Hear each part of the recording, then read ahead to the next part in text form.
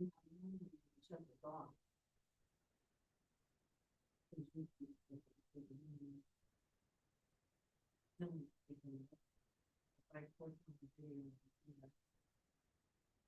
Yeah.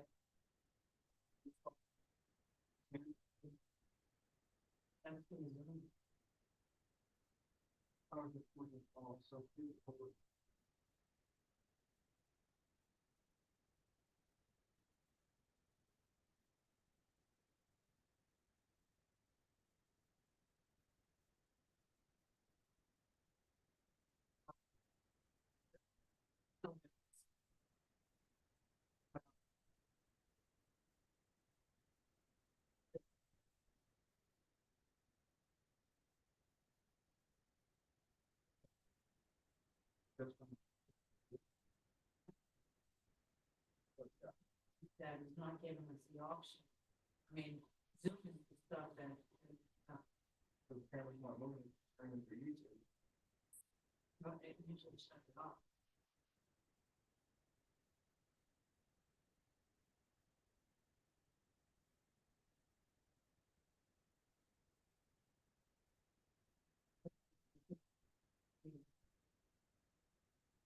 So when, again, you know, what,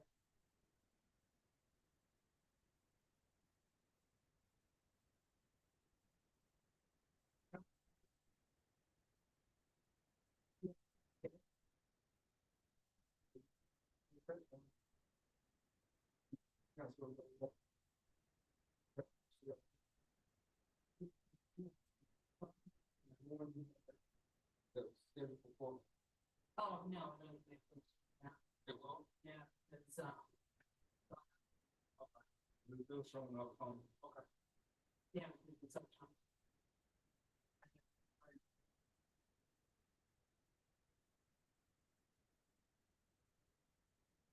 One, one, two, one.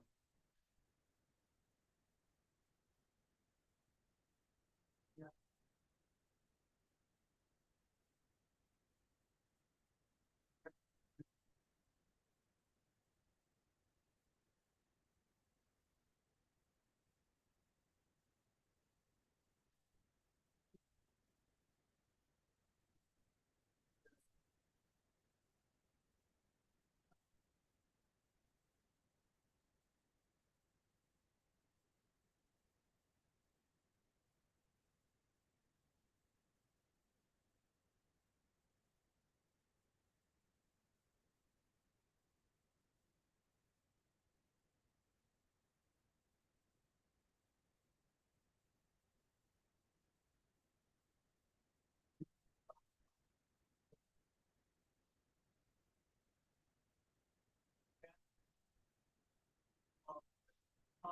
Shut it down. Before long.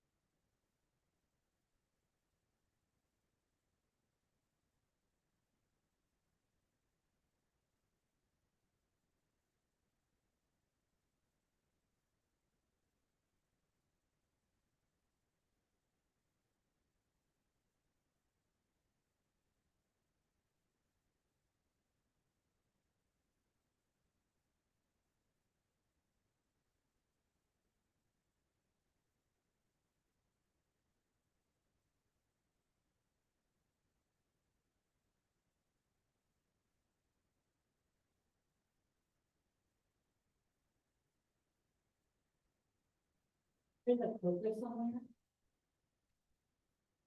No, yep, so it's taking something like this, it's over there somewhere. Let's just see if it's on the, yeah. I want you to work it, to see if it works. Yeah, however. Okay, hold on. You're supposed to be able.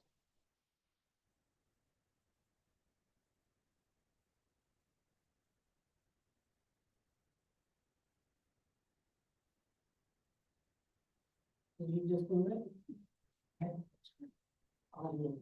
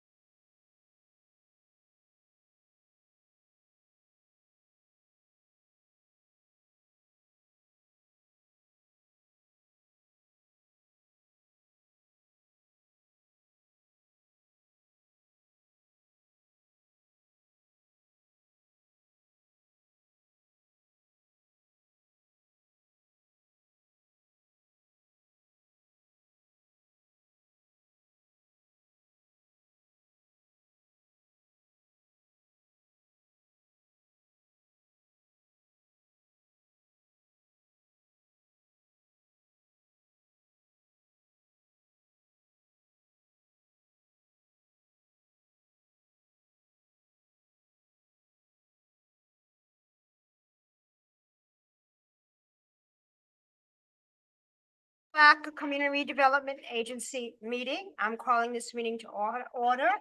We'll start with the invocation by Commissioner Davis and the Pledge of Allegiance led by Ms. Jackson. Dear Heavenly Father, we thank you for this day, God. We thank you for the awesome opportunity and privilege we have to serve the city and citizens of Palatka. We ask that you guide us and direct us and help us to make the best decisions for our citizens in our city. It's in Jesus' name we pray. Amen. Amen. Our pledge allegiance to the flag of the United States of America and to the republic for which it stands, one nation, under God, indivisible, with liberty and justice for all.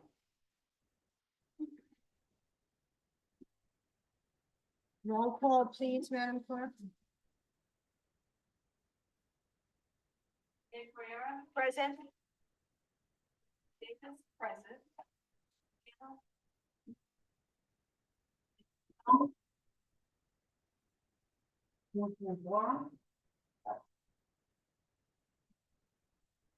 Mr. Palatka.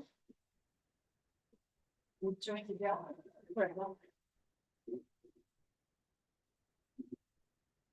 Thank you. And since this is a budget workshop and not a meeting, quorum's not required.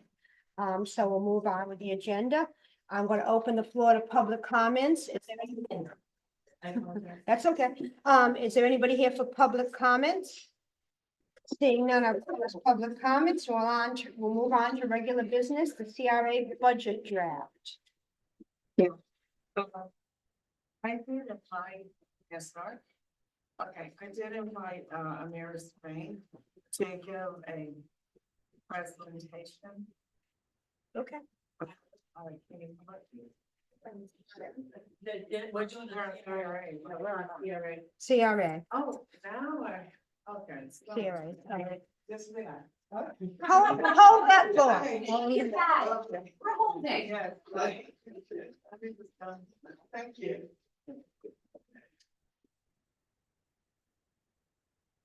Please forgive me, I'm working on closing out our audit as well.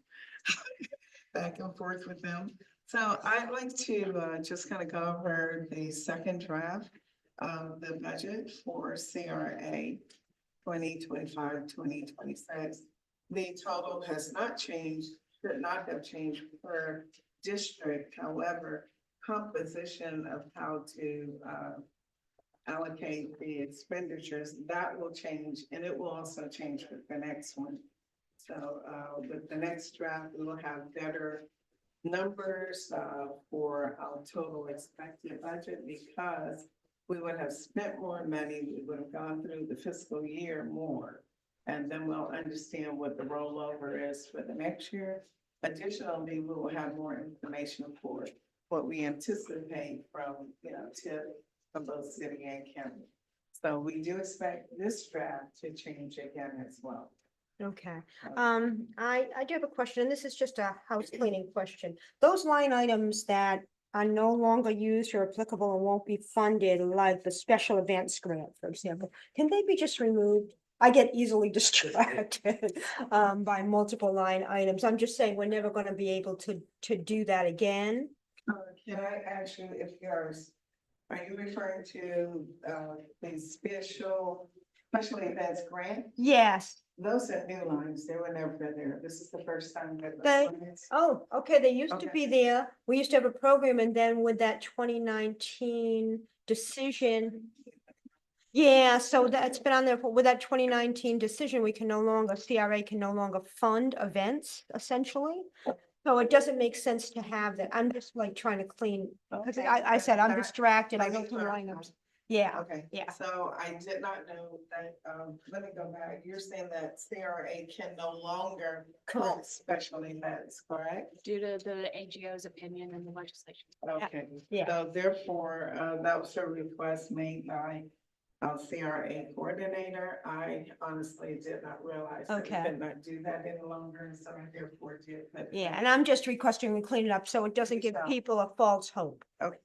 So going forward, the special events grant, I will take that line off and we'll reallocate those monies because it is in some of the districts and not all, so.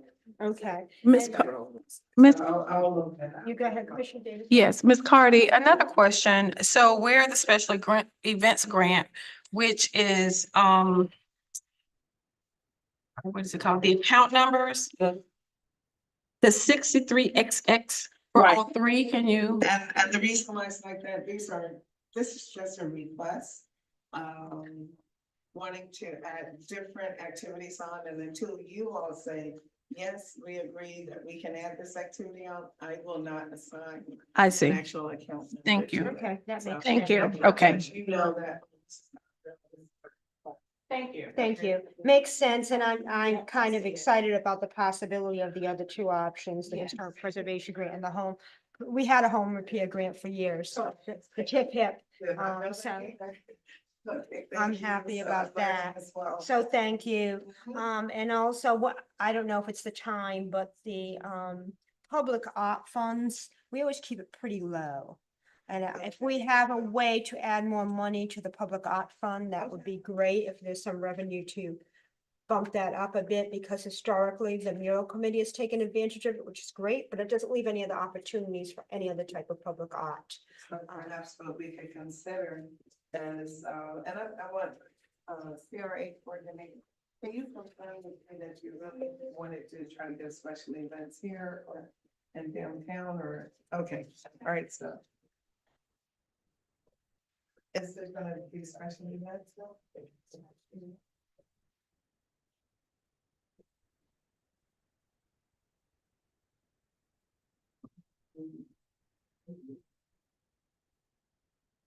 Okay, try to explain and see what was that.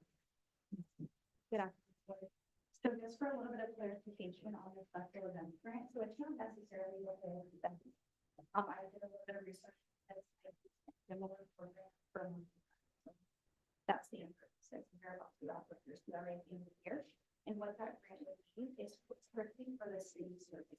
The way that the structure there, that it's not just for events, it's just for, when there's events, there's EMT is paid for, police services, things like that, you're the city staff, you're able to help you a certain percentage. Or I'm sorry, they budget a certain line item to go towards that, and it goes in front of the board, they decide if events they would like to cover the expenses for, and it's only for events that have been held in the work for years, things like that, and other factors. So a special event services grant. Be more accurate. And Ms. West, is that acceptable? I would need to research that. Okay, just before we go too far down that road again, get Right. folks' hopes up, because it really is a costly thing as a nonprofit to put an event on downtown. So here from pending research with city attorney, Okay, if there is some kind of way to have that in an acceptable manner, then we will continue with the request. Otherwise, the 15 will be moved to, as you mentioned, the public art. okay. Okay. And wayfinding signage is a pretty, So, wasn't it kind of low? Oh, we did. it is very low. Should be much more, really. Yeah, but again, I know that we have a limited amount of funds, but if we can look at some of those key line items so that we can bolster them a bit. And really get downtown going. The reason why the building improvement grant is at that higher amount of 210,000, because the coordinator believes that we will not be able to complete all of them by September 30th, the ones that are approved from September 30, 2024. Okay. So since we cannot see we'll complete them all, we have to roll that many later. Okay. into the next year. And again, as mentioned, by the time we meet with that third trial, these numbers will be much more precise. Because we would have lived longer, we would have spent more funds and understand exactly where we are in this year. Okay, Ms. Jackson? And I just wanted to comment on the home repair, grant. I feel that's, a little low.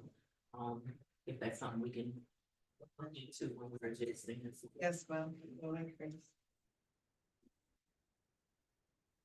Any other discussion or questions about? I don't believe I know We're doing the home repair grants anymore. We're doing the building improvement. we're grant. doing the big, which has the higher number on it. The home improvement will be a return of or revision of an old grant, so Program that stays out. Yeah. several years. Okay, so thanks for that. So the home repair grant, that's phasing completely out. Absolutely, that has been. Well, it was phased out. I guess the question to, It's a, HR coordinator has requested that you at least consider these options that she's presenting. And then make a decision and let her understand either A, yes, we're gonna do it, I know we've completely conclusively phased this out. So maybe I'll give her an to the opportunity. CRA coordinator, at least and I guess explain. to clarify the two, because the building improvement grant, although it's been used for residential structures, really leans more towards commercial use. And the home improvement was more geared to residential when it did exist. I'll explain, all three. Just a little background. Like, when we think about and this is what we wanted to get to. Already existed, and conversations that I've already and for me, and I was from some of this is very, for this straightforward over here, it's what it without having to play on the front, we were thinking that's that are all of those would benefit for people that may struggle to put all that money up front, which is straightforward over here is that would really help with it. I looked at other places that have done that, other CRAs have implemented that, so it'd be slightly different. I do agree that the building improvement grant could be potentially for the next fiscal year, since now we're only offering this one time, because the structure is utility more commercial. If you all would like, or I can keep it the same, and then the home repair is cheaper. Moderating costs that may struggle to meet that 25% or be able to pay the full amount and then get reimbursed, but it was just kind of that the what's the offers, but And the old home improvement program grant, that was exactly what it was. It started to alleviate code enforcement issues, particularly for those that were low income or elderly. And it was expanded to everybody, but the first 10,000, it was up to a max of 20 was on the program. The next 10 was a 50-50 split. And the city did contract out for the services, so that folks did not have to, it wasn't a reimbursed program, it was just the way it was. So that program is still around, I can send it to you. But yeah, we could do something like that again, redefine it. And I also think, I know we've got outstanding grants that need to be paid out for the big, but I also think it might be healthy to just do a facade grant for the commercial buildings and let the property owners deal with the inside. And so we have that continuity of a positive appearance downtown, not wishy-washy. And instead of the big, eventually phase the big out when it closes out and maybe go with a facade grant. That's just a thought I have. I don't know the rest of the board. Well, I agree, because we want some continuity and we need some skin in the game from business owners. So yes, I agree with the mayor. Thank you. The facade is definitely important, but also I wouldn't want to totally rule out any other areas that, businesses may need assistance with. Right. So we'll come back with our next budget Absolutely. and try to include some of what you've suggested here. Thank you. May I add one point about the building improvement grant of how we rewrote it to just be for, the way that the newest building improvement grant was written is just to be for exterior, just because we saw looking for other cities and looking at the way that CRA is written, it's supposed to be for eliminating, of course, blight and slum, and that really happens on the exterior. So this current cycle of the improvement grant only focuses on exterior, but I will absolutely take what you guys said today, structure it with existing commercial, it's not requiring that's the game. Thank you. And there is the small business development That's what I center, was and there's other ways right. that we can come up with to give some funding to businesses, I think, in the future. So I agree that's a need. Also, if we're going to look at the branding or revising or updating the branding, that's not in here yet, but it's because we haven't made a final decision. I'm asking the question. More or less, yes. Our Okay. next CRA meeting is when? August 11th. Huh? So we may have to. And weren't we going to discuss that as well? Yeah. Having them more frequently, like monthly? That was the other We need to thing. make some of those decisions when the full board is here. Make the decision. I thought we did too. Beginning of September, we'll meet monthly. Yeah, But, let's try to remember to at least put something in there that's related to planning. I did actually have a meeting, this morning with one of our consultants, our own consultants, for precisely that. but I do have a question. The conversation we had at the last CRA meeting regarding the bump outs and the, Yes. that, has any of that been budgeted? I guess it's a Okay, question. Yeah, can you tell me where that is? Downtown? Where you see transfers, Yes. okay, so page, Where's it? Oh, page 2, yes. Mhm. and it says 030, 35, you know. Basically where it says transfer to better place, Mm-hmm. No, I'm sorry. Show me. 204. That's it. Yes, I'm on the page. The 204. very last, almost the very last line. It says 825,000. Is, what heading? Downtown or? It's downtown. Yes. Yeah, it's downtown right here at the very bottom of page 2 almost. Close Oh, to- I'm sorry. Yes. The 825,000. Okay, got it. That's, to the streetscape.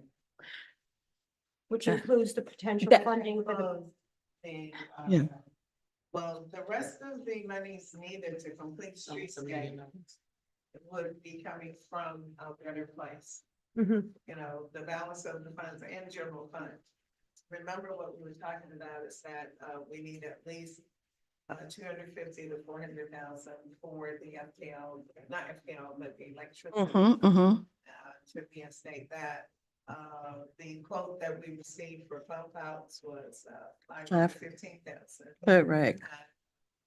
We have not truly allocated the money to it because we were trying to understand the direction. Yes. Wasn't clear. So, Right. that's correct. So where I think I'm going with this conversation is,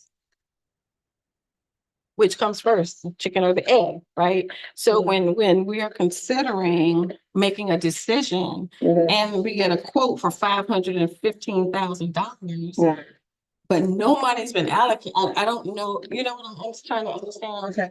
Those kinds of things help. How much money based on the planned budget can we allocate to that project if it occurred? I guess, does that make sense? And so those kinds of things I think would help with decisions. I don't know if 500,000 is too much. I mean, I do. And that's what, you know, whatever the number of bump outs we get for 500,000. That's correct. I think it's, there's a lot of questions. So my point is, if we know our targeted budget amount based on how much we can allocate, that is a major driver of decision-making and scope. That's the point I'm trying to make. Right. But if they 0 and we'll come with a decision, I personally can't make a decision if I don't know.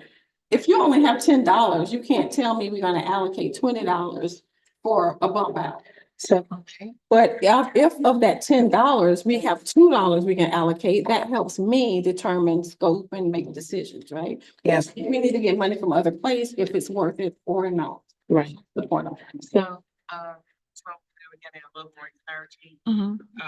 I did put in, we put in 150,000 over in, streets, and we have another 150,000 in, transfers, but this will get perfected. Yes, thank you. That's what I'm At asking. this point, there's only about 300,000 fitting in the city budget. Correct. That's right. And I just want to know, yes. Say, okay, they're thinking about it, then my responsibility to put that entire 15,000 in there based Or- on what we get. Or 400,000, you go back and get some more bids. That's, I'm just saying. And there's one more factor, bump out. The bump out can always be added at a later date. So let me just speak for Commissioner Davis. I know this is not an exact science when you're budgeting. However, there are some plans that are in place that we want to get addressed in this upcoming fiscal year. Yeah. What I'm asking to see is based on the monies we have to allocate, that there be some monies allocated to things where we potentially may do the work. I like to see it on the front end. Because when you're coming to get a decision with 5 unknowns, you're gonna get an unknown or poor decision. But if I can have one thing, whether it's scope, cost, or time, any one of those can at least help me decide how to move forward and as we define the other two. Okay. For municipalities, I think that means a driver is cost. That's why I'm experiencing this budget meeting. Yes, thank you.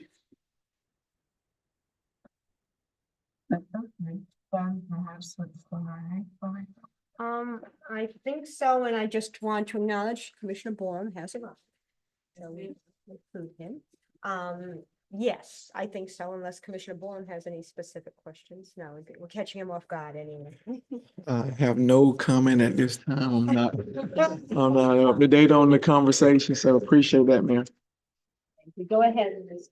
So, as we're now complete, I guess the only thing that we need to consider is maybe adjourning from CRA. Okay, because it says reports, and if that was the extent of the reports, which is great. That's fine, because we have a motion to adjourn. Move to adjourn. Thank you, Richard. On to the next adventure.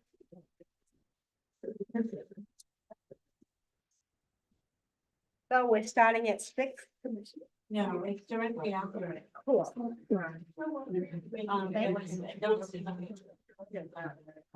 Good, thank you. I appreciate that. Are we going straight into the other meeting? Yes, we are. Me neither. Is that Commissioner Jones or Campbell? It's Commissioner Campbell. Hi, Commissioner Campbell. Again, noted Commissioner Campbell is in attendance.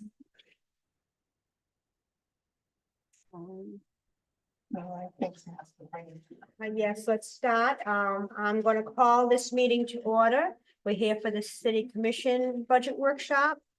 The invocation led by Commissioner Borum. The Pledge of Allegiance led by Commissioner David. Thank you, Ms. Jackson. Well, Lord, thank you for this day. Thank you for your grace and your mercy. Thank you for your unforgettable love for us. That give us what we need in order to be able to lead and guide our citizens as they see fit for us to lead them. That God help us to make the best decisions for our city. In Jesus' name we pray. Amen. Amen. Join me in the Pledge of Allegiance. I pledge allegiance to the flag Of the United States of America and to the republic for which it stands, one nation, under God, indivisible, with liberty and justice for all.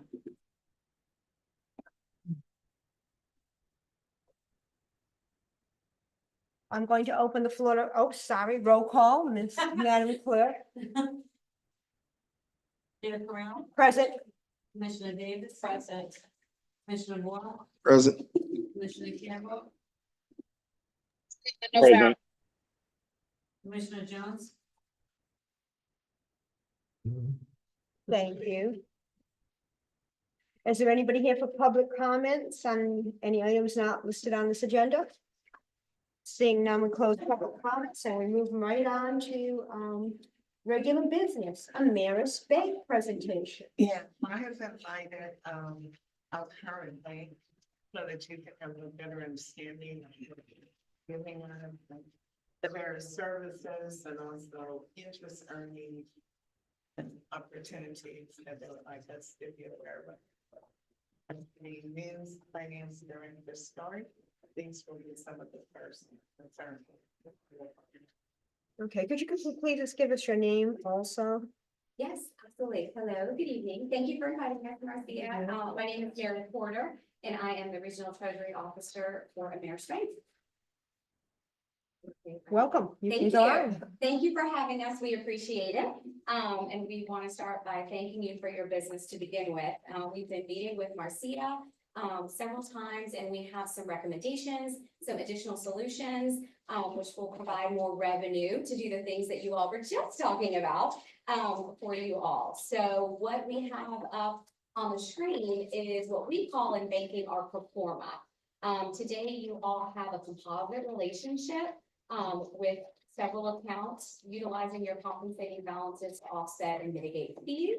And then you have a few standalone accounts. What we're recommending is changing that structure to your benefit for what we call a net interest checking composite constructor. Adding some additional treasury solutions, fraud protection, which I'll go through in just a second, and you all having the ability to earn some additional interest on your funds. So today, you all are taking advantage of ACH solutions with us as well as our online wire platform. With this proposal, we would like to make the recommendations that you all add our remote business deposit scanner, which is the ability for you all to not have to schlep down the street and make your check deposits. You guys will have a scanner right here. Your money will get into the bank quicker. No holds, no stops. It's all available the next business day. So that's our scanner machine. And then second, we'd like to make the recommendation of adding fraud protection. Today, there is no fraud protection on any of the accounts. Fraud is unfortunately just rampant. So we would highly recommend that you take advantage of both ACH Positive Pay, which is our fraud preventative service for unauthorized electronic debits. NACHA guides ACHs, and they only allow businesses a 48-hour window to dispute a potential fraudulent debit. Every bank has to abide by that. But with ACH Positive Pay, we're going to alert you every time an electronic debit is being presented for you all to determine whether or not it's valid or not to pay your returning. So you're ahead of that game. So you're protecting yourself on the electronic debit front. In terms of we have met twice with this, and we're at the point of signing. For the fraud prevention, and also for the remote deposit, we had actually approved those. Okay, go ahead. So that's ACH Positive Pay, basically in a nutshell. Payee check positive pay is for the check side. So every time you all write checks, send them out, hand them out, whatever you're doing, you would upload a file from your accounting software, your ERP software, through our online banking portal, and then we do monitor as those checks come back through for payment to make sure they're matching what you all told us was valid. And by matching, I mean, we're matching the 4 things on the front of the check that have the potential to be altered, and that's where the fraud comes in. So the payee name, the dollar amount, the date, and the check number. So if everything matches, that check will go through as it does today. No further action would be needed from anyone at the city. If it doesn't match, we would alert you first thing in the morning to log onto our system and manage that exception. Same thing with the electronic piece of it, that electronic debit. So you all would be in complete control of the debits coming out of your account, which would protect you all from any potential fraud from the check side or the ACH side. So along with those 2 fraud preventative services, the check scanner, the continued ACH service that you have, the continued wire service that you have, you would not pay any monthly service fees. Again, with this net interest checking structure, we're utilizing your compensating balances. We're providing an earnings credit rate. It's considered more of a hybrid account. So there's 2 pieces of interest that you'll be earning. One is an ECR, otherwise known as an earnings credit rate against the fees, against your balances, if you will, which is explained on this page right here. The earnings credit amount against the $24 million in the account structure that we talked about. Would provide you a credit of a little over $19,000 for all of the services, activities, volume of everything that we're talking about would cost a little over $3,000. So you will have a credit essentially. So no fees will be deducted from the account for any of these services, which is great. Whatever is left over, here's the bonus part. You're going to earn 3.25% on that balance. And in this example right here, I think this was last month or the month before, breakdown of everything that we put together. We'll have our $52,000. So, and that's based on $24 million and the activity that we're talking about and adding those additional solutions of protection and efficiencies. So that is on the depository piece. So, on right there, I know that was a lot of information. Anybody have any questions? I'm good, thank you. What about you, Commissioner Bowe? Okay, thank you. We get a thumbs You can keep going. Thumbs up. Oh, Commissioner Campbell, just checking. No, okay. You okay? All good? Okay, thank you. Okay. I'm good. You wait, okay. The second solution and final solution that we want to talk about is our purchasing part, that we've spoken to Marcia about, on numerous occasions, and we have the city approved for $350,000 for a purchasing card. And the idea behind the corporate purchasing card is to use it as a vendor payable solution. So to mitigate checks, to try to minimize your check exposure that's flush around and about, paying vendors with the card. And we'll be able to control the spend on all of these cards. So not only do we use it as a vendor payment system, but with the program that you all have today, we have cards out. We'd like to recommend to pay vendors with virtual cards for any payments that you have. So reoccurring online payments will be assigned to a virtual card. And then you can have a piece of plastic, if you will, handed out to folks that need it. But you have a whole set of controls that you can get extremely granular with it through our card management system. The program itself is free. There's no cost to it. There's a profit share between the city of Palatka and your bank based on your spend. So we've already done our analysis on your vendors, and the majority of them do take the card. Our card is in based on your rebate schedule, the estimated rebate at in year one is a little over $13,000. So we're going to provide you another round stream and basically a solution to pay vendors as you're doing today. And what that does is also creates a little bit of extended working capital, because when you're writing checks, you're mailing it out to your vendors, you're costing, and the money goes out of your account. When you're utilizing an ACH platform as a payable solution, you're uploading the file and the money is out of your account. Using one of these a payable card solution, you can pay as many vendors at the beginning of the month, middle of the month, but that money is not taken out of your account until 45 days later, the 15th of the following month for the previous month's spend. Yes. So basically, it's like a way to have the timing between you spending and the cash coming out of your bank. Yeah. Simplistically. Yeah. So, at the first of the month, accounts, move to department, they would develop a list of, recurring payments that we do. These would be the most logical candidates for a program like this. So you would pay that at the first of the month, but that money will not come out of the bank. Even though we made the payments, it will not. If we make a payment, say on like June 1st, that money is not coming out until July 15th.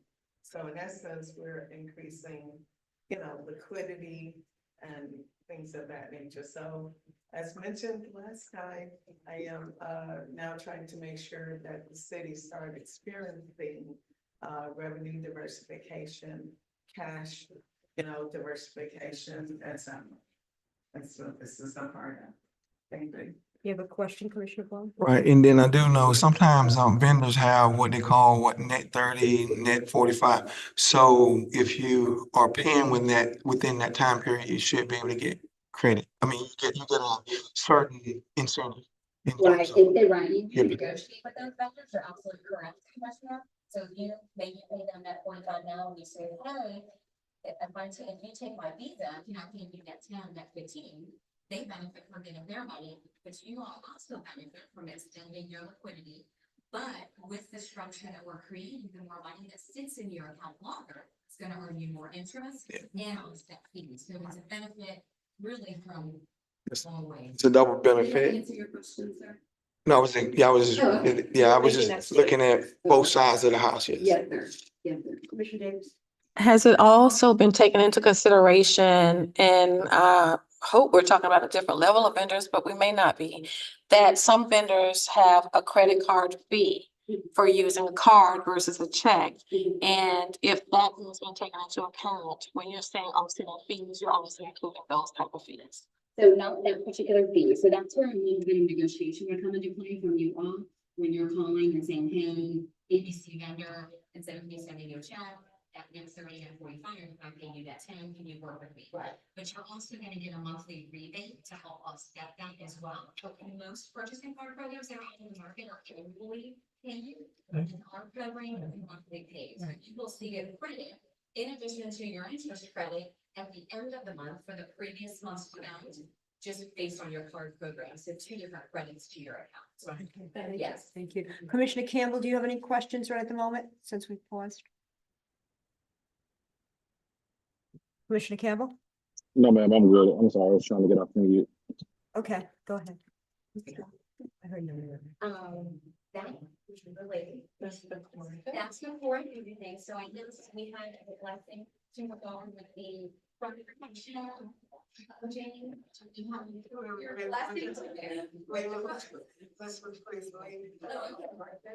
Oh, yes, ma'am. Okay. Thank you. Well, I wanted those to be aware of the various avenues that we're proceeding with in order to keep more money in our bank accounts and to increase our earnings. Thank you. Okay, thank you. Thank you very much. Thank you so much. Yeah, well, and now we're going on to the general budget, and we're going to be starting with the city clerk budget presentation. I bring up, Karen, if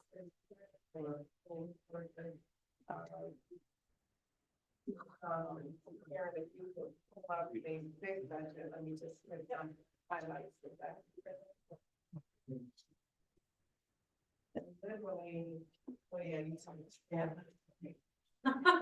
Thanks. Watch your hand.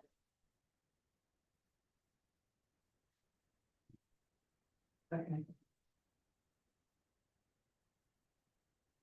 1 second. So everyone is prepared to, all of the departments that are here today are prepared to give their presentation. They all have their PowerPoint prepared and so forth. So make it as large as you can.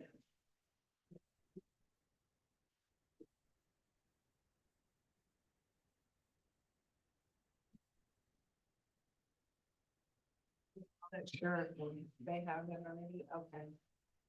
So I'm gonna go to the bottom. How do I get all the way to speak first and do I get there? I'm very bottom. The most important thing is, that with this second draft, the first draft, I think we were at 55 million, 59 million. But the closer we get to reality with the budgeting, process. So now this budget, where you see salaries, the salaries are reflective of our existing step and grade and also union negotiations as well. In most cases, as much as we understand. And again, it will become more precise. So it's not moving. I just wanted to go to that last page. You just have the last page. And just to let the commissioner understand that with the closer we're getting to having a more complete and accurate budget, I believe now is that 7, that last page.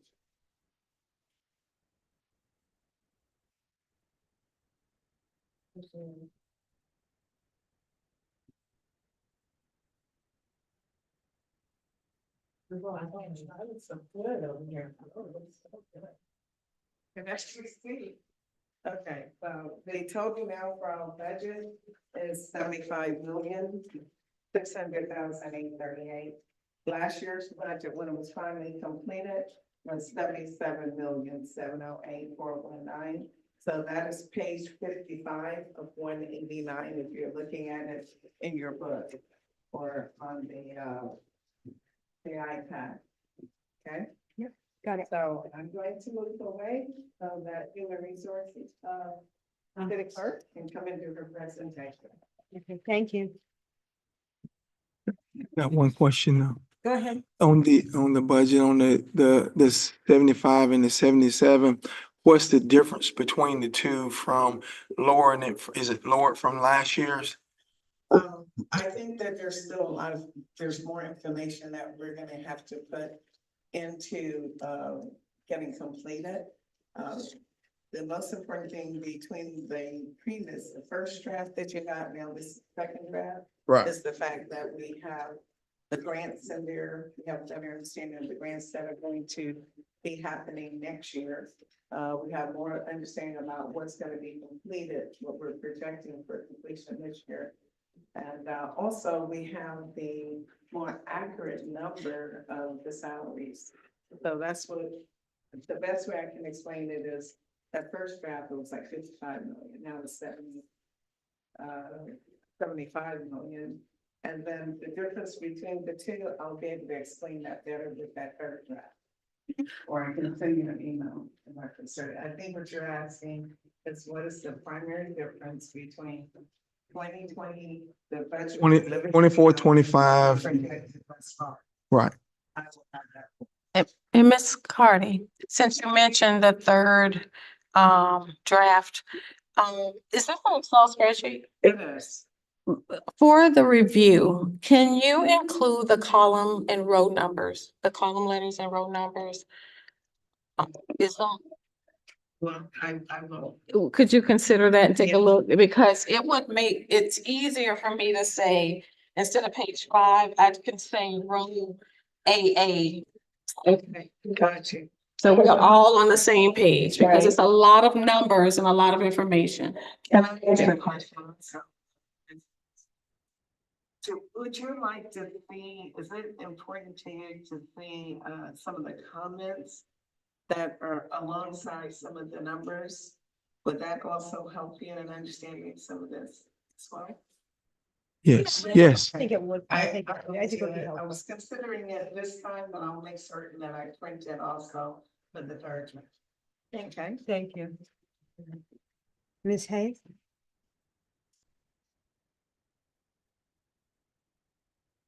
Hey, everybody, people let me show you this presentation.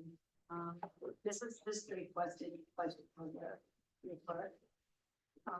This is just an overview of what I do, on a daily basis. This is my proposed budget. The current budget right now is 31,587. And that includes all of this for all of the stuff that we use to actually do the budget, to do the meetings and everything else like that. What I'm requesting is the next request is next request, I have spoken to, this is my discussion and decision making. This one is going to help with public records request. What it does and what it will do, it'll help everybody in the community and commissioners, mayor, anybody who works here, all the employees, staff. They'll be able to go on the website. And on the website, it'll actually have a spot where you can request a public record on the website, and then it'll go through me, and then it'll also go to the department. So if somebody's requesting something from Public Works, it'll go to me and it'll go to that department. So it stops me from having to go to them. And then when it comes back to me and I send it back out, it also has an area on the website that if anybody had already did the request, that you can actually type in the request. If it comes up and it's already there, they don't have to request it again because it'll already be up there in a file. So say if somebody wanted to say, hey, what did the mayor do at the meeting and requested it? Then the next 2 days later, somebody else requested the same thing. All they have to do is put it in the subject line and it'll pop up. I can get more information for you on this. The 12,000 that they're asking is, the 12,000 that they're asking is to set up, that's also including setup fee. So it will not cost that yearly, but this is just to get it started. And I believe the cost was 10,000 on a yearly basis. Okay. Have any questions? Yes, are there any other municipalities using this? Municipalities using this, I can get that information for you. But this is all done through Civic Plus. Right. I just like to kind of know the pros and the cons and all of those different things and how it works and if they're having any issues along those lines, because certainly we like to have technology, but if we're familiar with the technology, how to make it work efficiently and effectively for what we need to use it for, to provide services to the community, I'm all for that. But if it's gonna cause issues and inefficiencies and ineffectiveness, it's not, probably not something that you want to invest in. Right, I can understand that. Commissioner Davis? Yes, how did you choose Next Request versus any other type of public record software? Okay, so I went through 3 other software companies and Next Request was number one, right there with cost. And we're already using Civic Plus, so they're part of that group too. And Genesis was not quite as accurate as the Next Request was on Civic Plus. I can give you guys both slideshows and stuff, but I did a 30-minute interview with both companies. So you said this software, when a request comes in, it can automatically send the information or request to the applicable department. Yeah, it'll automatically have what like each department, so say if they wanted something from Joe, yes, they would send it to his email. Did anyone else look at it? I did have. Okay. I just wanted to make sure somebody. Yeah. Okay, thank you. I looked at it as well as Amanda. Okay, great. Thank you. That's all. Going forward, if you have any requests of this sort or anything, you always want to do your comparison and your analysis and then your recommendation. So whatever you do, just have to side by side. Okay, I tried this package, and this package with the pros, the cons. Here's my recommendation, and have some form of vetting why you chose that package. It help me make better sense. Okay.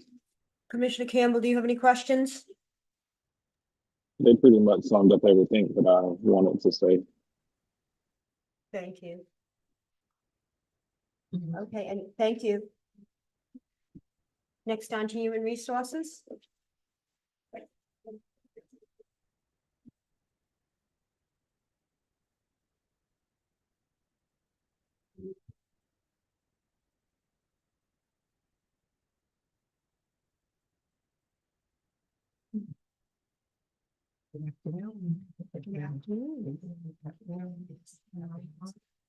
Yes.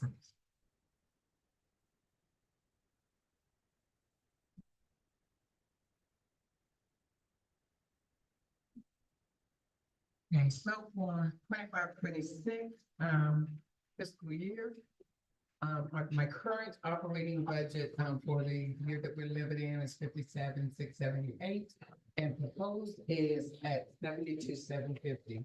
The most notable things is advertising decreased a little bit because we filled a lot more.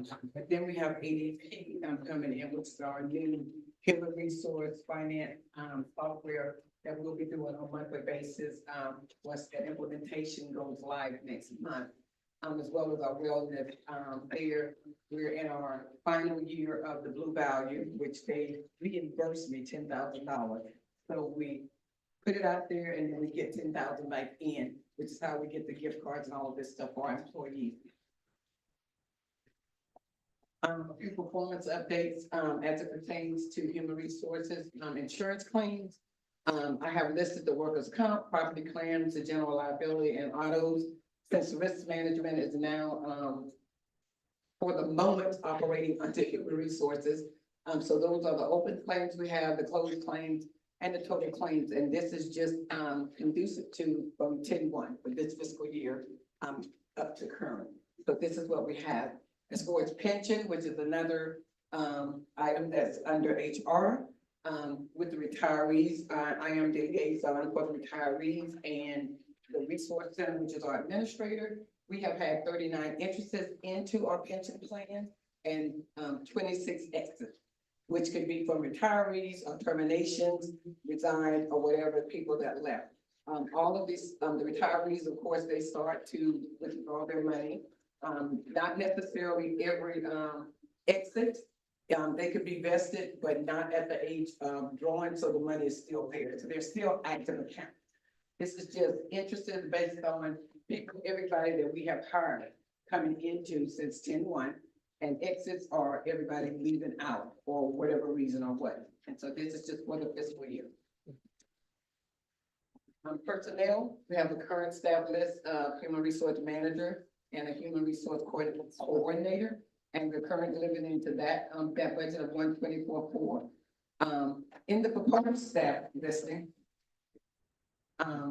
if you'll note, and I think, we were putting what we desire in there, but at the direction, and I think the human resource director, maybe a request from the commission that I added that in, that you guys wanted to see, as well as the other two positions, which would, as you can see, from the last time, I think it was 2023, when they went out to get a director, we're operating to get one in, and we weren't able to get them, and that was at a step 7 in our salary study, which is like a little over 115,000 a year. So it may be even more now to get someone in. I know a couple of them when we last interviewed were off the scale, which is why they didn't come in. So, but that's up there for the notice of the commission. If you know you decide to go that direction, we want to make sure that decision unit was in there for you, so that you would be able to see it. Some of the achievements in 425, both the HR officers are relocated into the annex now. That gives us total access to everybody, and David and I are right there together. We have a leadership class that has gone on, it's taking place, will end for next week. With 20 employees, we're able to go through Dr. Saviot's leadership class. We have our summer internship program that is currently underway. We're in week 2. And we'll be moving into 3 next week. We have the implementation of ADP software that's gonna go live. The first live punch is gonna be July 2nd. So we're getting ready to start that to help our employees be able to more actively manage their own information. And then risk management training, I was able to start getting into that, since now risk management is current under HR, to learn more about that and how to be able to get out there and see what needs to be done with that. And so we're also starting our HR file retention, which we have a lot of, if you've been over another building, a lot of old files that are there. So we're going in through those file cabinets, because they're about, maybe I'm gonna say 10 from HR, based on our retention schedule, putting those, seeing what the dates are. So we'll be able to get those, and they need to be destroyed, take it through the proper channels with the city attorney. So we'll be able to just, not just box those things up to be stored, we will be able, and some of them are really old. So, and we know that there's a retention different based on what's in the folders as to how long they have to stay. So we're going through that, so we have started that process as well, moving forward in this fiscal year. And that is what we have. Okay, Commissioner Davis. So one of the things I don't see is an employee performance review system. Does that exist currently for the city? Yes. Is it an automated process? It will be once we get into ADP. So ADP will include that? Yes, it will be a process, yes, where they'll get to go in and it will go through the channels that need to be signed in order to determine what they will receive based on the performance evaluation. So, again, this just may be my lack of knowledge about it, but when I'm talking about the performance review system, I'm talking about everything that includes tracking from the day someone's hired to their probationary period ending and getting that review. Is the review online? Is it paper? With ADP, it will be. And And current now, it's in our paper file. We do have a form that at 45 days now, managers are required to evaluate to see how employees are matching up to get to the 90 days. Okay. If there's something they need to do. So that's in a paper file now. That's one of our forms we're uploading in ADP. So at 45 days, the employee manager is going to be required to do that form same way, and then it's going to be attached to the employee file in ADP. So it'll still be maintained, and then the performance evaluation on the anniversary date are going to be the same way. They're going to go out based on anniversary date to remind the manager, you got an employee coming up, evaluation, and it goes through the process the same way. And again, once it's completed and go through the process, it'll be uploaded and attached to the employee's record as well. Does that current process include something going to the employee to self-evaluate? Well, so that go live date is July 10th? Yeah. I'm sorry. July 2nd. What's involved in that particular go live? Is it all components of ADP, including performance? That's going to be the payroll. That's when payroll is going live. Yes. That's why I'm asking. Right. So payroll goes live July. Second, first live punch. Okay. Do you have target dates for the remainder of the modules? They're going through, because we have the benefits, we have the onboarding, we have all of the rest of these, and there's have it out. I can send you that because we're doing the Please. training part, moving into that. Okay. The first was to get the payroll time card and all of that, so that we can get all of the ledger data in for accurate W-2s and that type of stuff. So we do have dates that's coming in. I know for benefits is out like 6 weeks to get to that date to where they import all of the information for benefit. So all of those, and they do have target dates to get to, if something were to come up and they would move, but I can give you what we have right now based on the training and so forth that we've been going through for the last 2 months. Okay. And does the implementation of these, the system, in particular, each module, provide training? Yes. For all of you, and consulting that continues post implementation? Every director, every manager has been given the training for the managers first, and then the employee training. So Okay. that they are able to show the employees the part that they need to do, but the managers need to be well versed in what they need to do Thank in you. order to direct the employee. Okay, and the cost, so the cost of this system is in the HR budget, or is it? HR. It's for HR budget? Yes. And you have considered ongoing costs with those modules on the budget? Thank you. Commissioner Barnes? Right, and the only other thing is, if you're going live, are you running parallel right now with your old system and We your are system? going to, just to make sure that all of the correct geo lines and everything is moving like it should be. Right. Once we verify that everything in ADP, and I'm really want to make sure we got a new finance director in that will be able to compare these lines. And so once we realize that everything that's in ADP is in ADG, it's gonna be up to the finance director whether she wants to continually feed that through ADG for whatever reason. But we're gonna continually put it in there just so we can make sure these line items add up. Right, Long-term goal is to have one system. right, that's exactly what we need, one system, but we certainly need to be able to make sure that whenever we're testing systems and doing, testing and everything, you're running the system parallel. Yes. They need to be ran for a period of time in order for you to know that things, because I think 2 weeks. Yeah. 2 weeks is a. We're like 2 months would be more. You need, I wasn't finished what I was stating. You got, today is the 18th, so going live, the 2nd. The systems, I believe, should have been ran, well over a month ago, side by side. And then you're making sure that things are transferring properly and different things for at least 1 to 2 months. Then we can transition and move. I mean, that's what I would be comfortable with in terms The of. way this process is taking place, they have pulled all the data out of ADP into ADG. Any problems that they saw that wasn't lining up were sent back to us to readdress. Right. They're doing another live, before we go live, another live pool is going through to make sure. So not putting in ADP, but giving them the data so that they can show us what a payroll looks like. And it should match up to what we did in ADG. So this has been going behind the scenes. Okay. Not running parallel like that. because they can't run anything until they go live. Then that's when they can literally pull the data into ADP. Okay. But behind the scenes, both of them are being done, so if there's anything. So it's being done, it's just being not, they're asynchronous and not synchronous. Right. So pulling all of the data, like the Okay. thing we ran today, they can upload all of that and see how it's ran out right now into ADP, not doing paper. And, and that's your rollback plan was to, you're doing your rollback plan as you go back and forth. Yes, sir. And on the side of the house of, like, when you do a not a new position, I say, a promotion or what have you.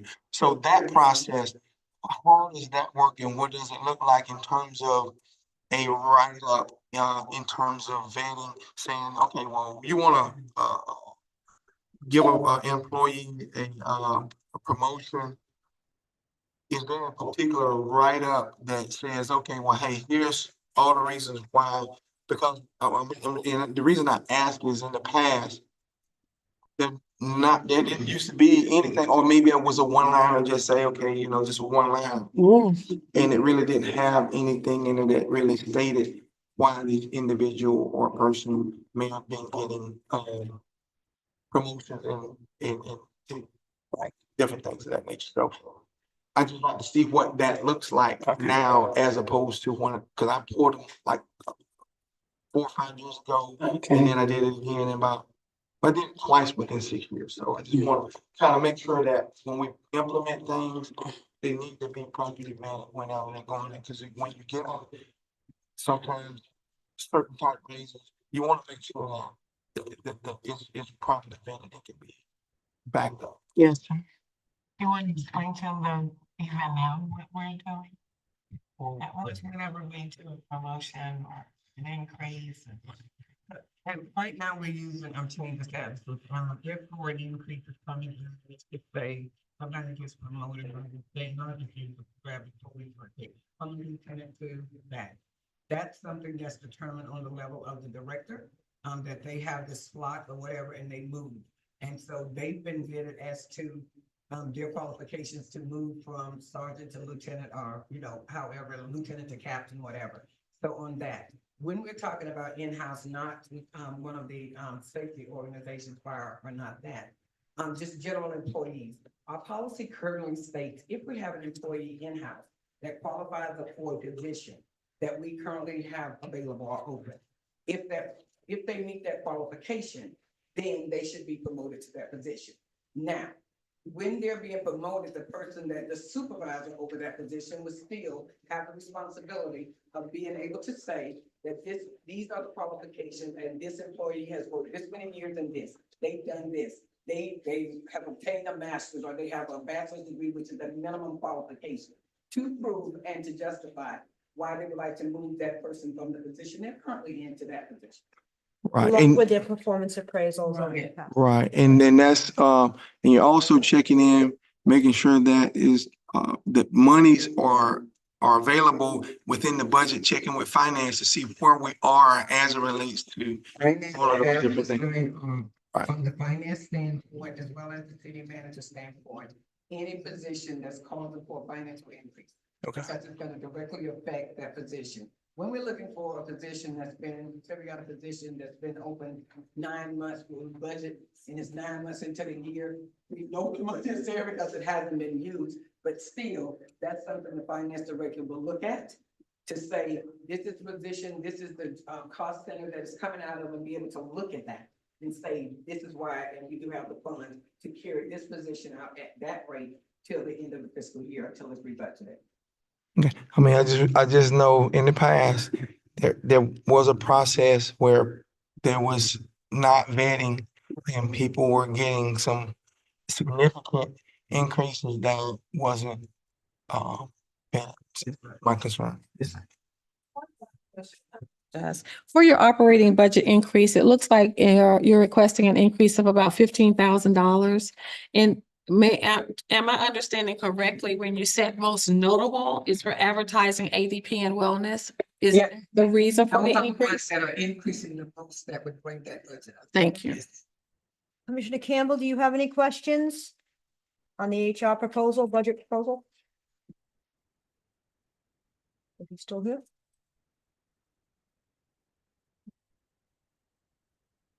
Okay, thank you. Thank you. We're going to move on to the fire department budget presentation, Chief Taylor.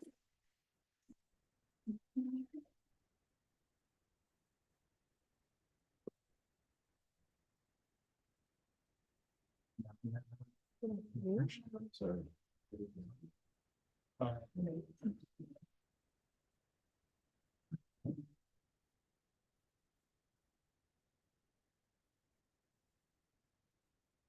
Wanted to start with the first proposed budget for the fire department. Looking at some of our achievements. We do have a full roster. We have an administrative assistant from the fire marshal, which has been fantastic. We have a temporary inspector that's working for us right now until we can find someone to pick the full-time job. We have myself for the inspector.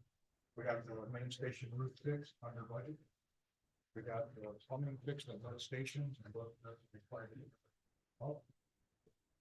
We've added the second story for the training complex at Palatka Station. We sent several people to North Carolina for school. The leadership academy still finishing up. And we've added some technology modules to our response. The inventory and reporting to the state. Nothing is there for us to pull. Enough for some statistics out. But the information that we have.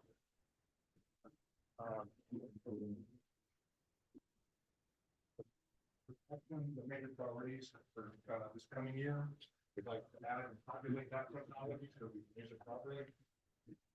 Continue marketing the department with frequent scholarships. We need new trucks.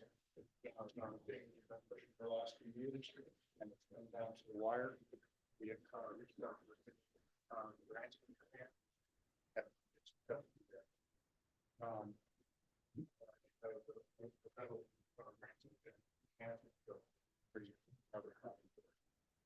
Increase our training for water rescue and boat operations, increase hazardous materials training and equipment, increase airplane and airport emergency response training and equipment, adding to a Palatka complex for live fire training and other types of training. Update our SOPs and SOGs. And before that, we can apply for the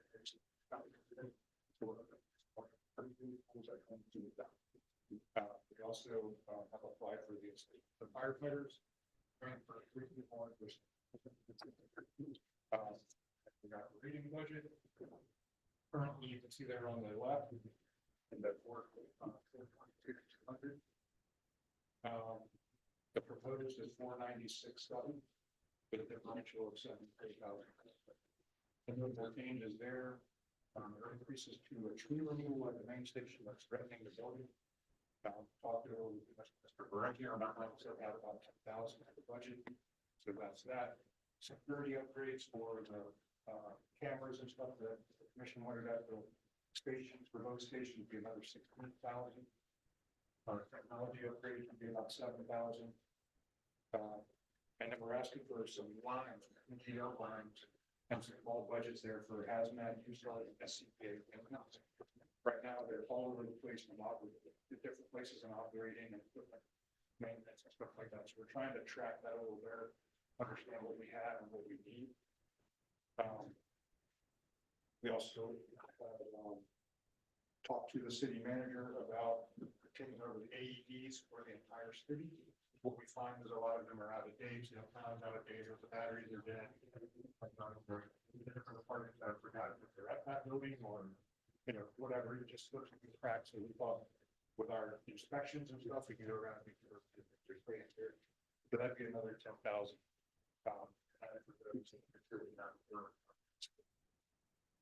That was basically it. The small things at the bottom.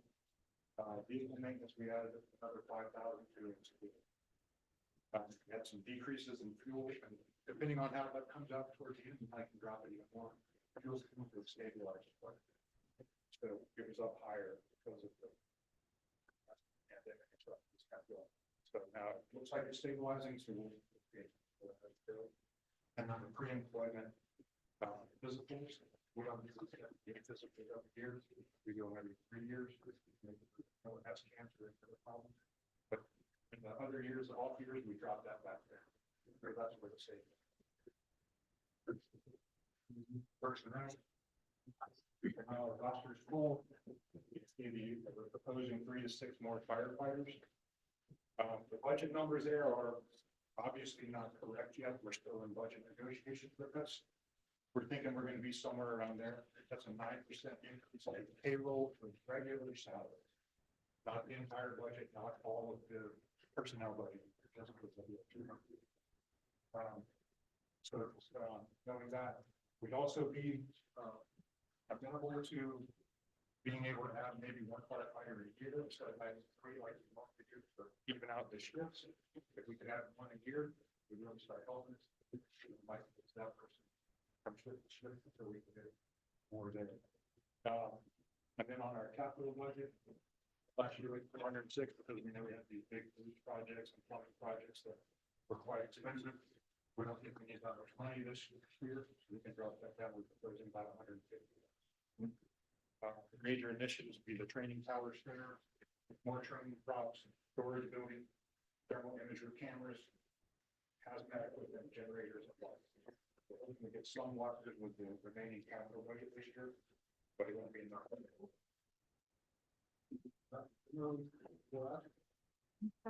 Question, Commissioner Boyle? Yeah, I got a question, but thanks for your request, but look like you need quite a bit coming across. I know you mentioned that you needed more trucks. The more trucks, you need you need more trucks. You added new staff.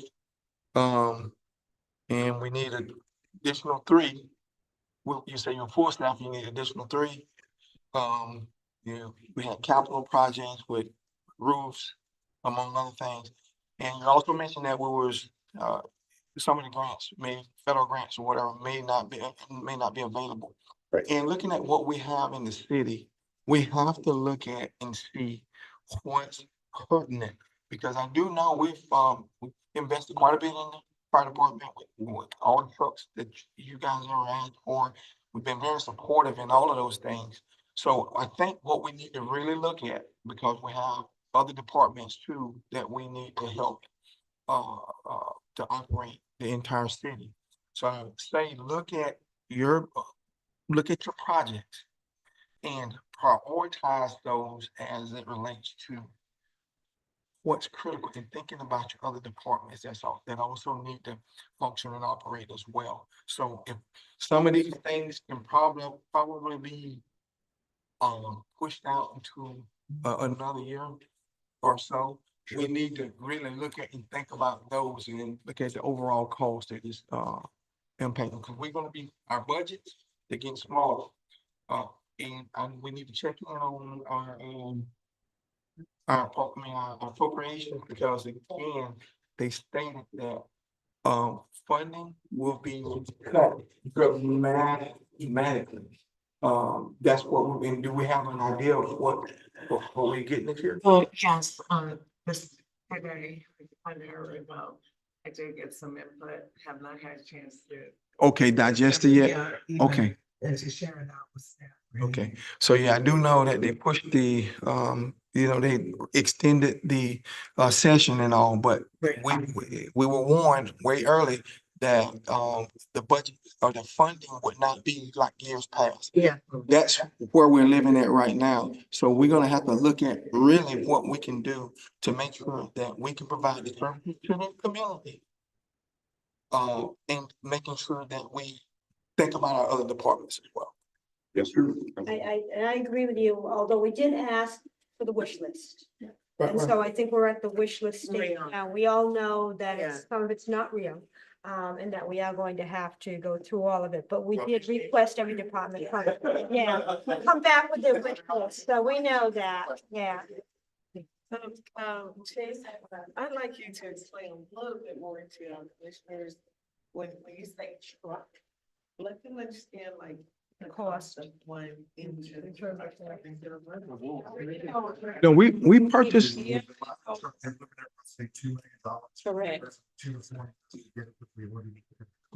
Okay, I do remember being on the commission. I think, former Commissioner Kitchens, was on the commission when, you know, that we used to have trucks that used to break down going to the fires. Okay, so we have dramatically improved that condition. That being said, you know, if we can, if we don't have trucks that's, you know, presenting, life, health, safety, if there's a way that we can just look within your department to see what we can do to kind of help, because we, again, our budget is not as big as it would be in the past. So you already see what happened, 77 million last year, 75 this year. So we're 2 million short, and we know how much those trucks cost. And the last time I remember, we bought a couple of trucks. JR Brown here. So we had 2019, that's the issue, is that they're rapidly approaching that 10-year. And with the 2 or 4 year period for that to come Right. in. It's not that we can't Right, get ready to run.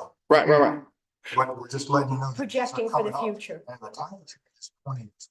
Right. So again, I'm totally in support of everything that need, life and health safety is at the top of the list. We just need to figure out how we can utilize the city's budget to provide for all of our departments. That's my argument. Yep, and that's what we're doing.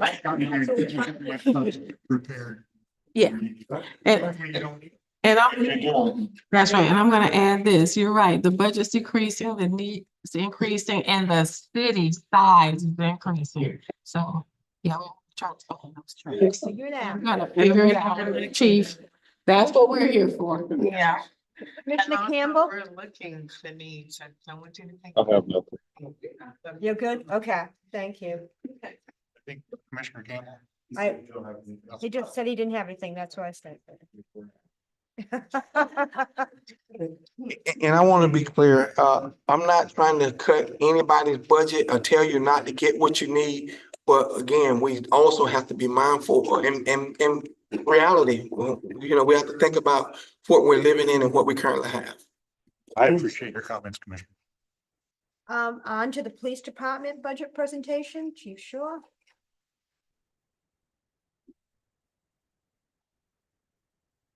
Good evening, Mayor. Thank you for this opportunity to be able to stand before you and present a wish. I want you to understand that understanding where we are in our fiscal strengths and where we are with the city, that I never come to you and ask you for something that we truly did not need.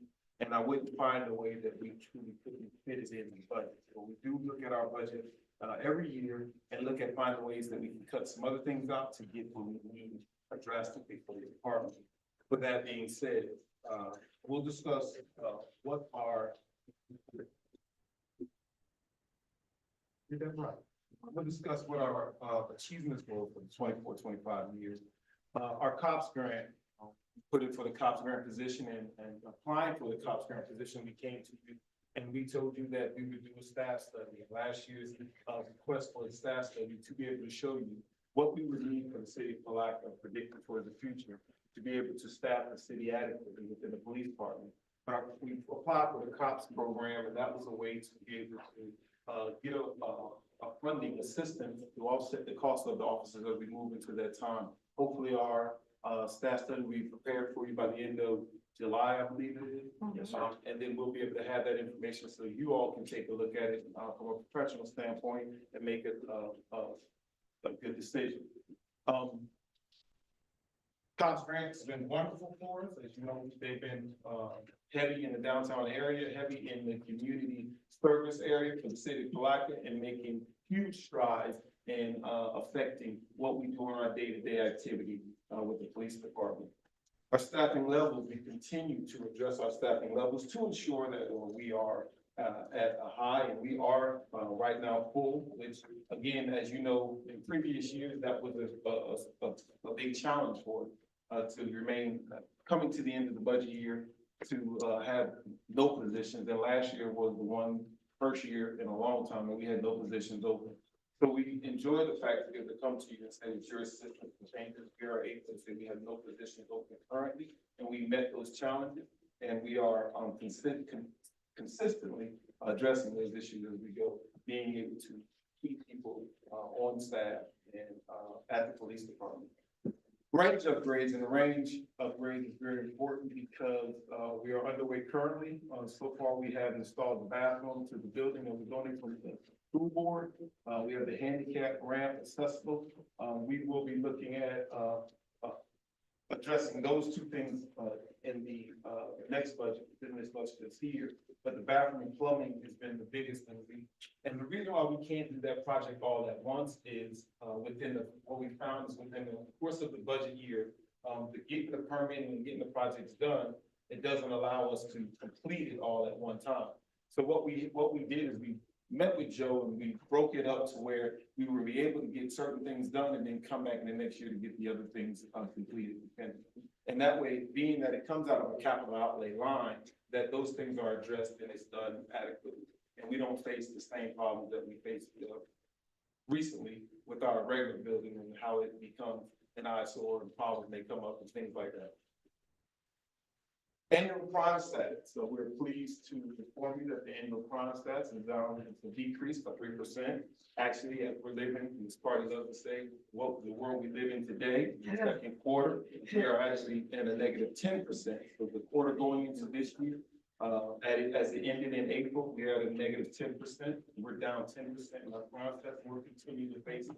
And those things are all being addressed by the changes and the moves that we've made.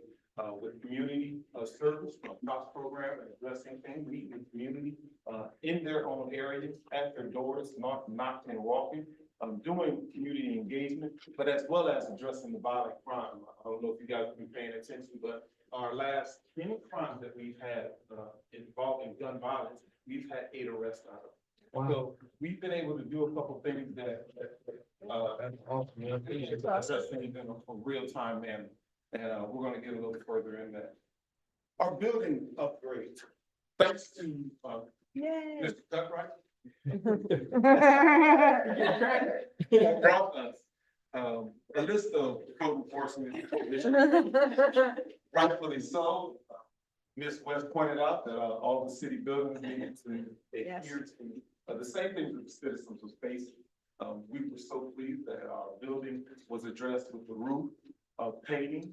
With the help of Public Works, we got our painting done. And then one thing that I'm most proud of is, I don't know if you guys have been by the department at night. We have a lit sign that says Palatka Police Department, so we're coming into modern time. Our building is old, but we are looking a little bit more modern. It's looking very good. And we've gotten a lot of comments and compliments about how the building looks. So we're pleased to say that we've addressed those issues. So we will not be getting a letter, hopefully, from code enforcement, since Lorenzo's not here. She's go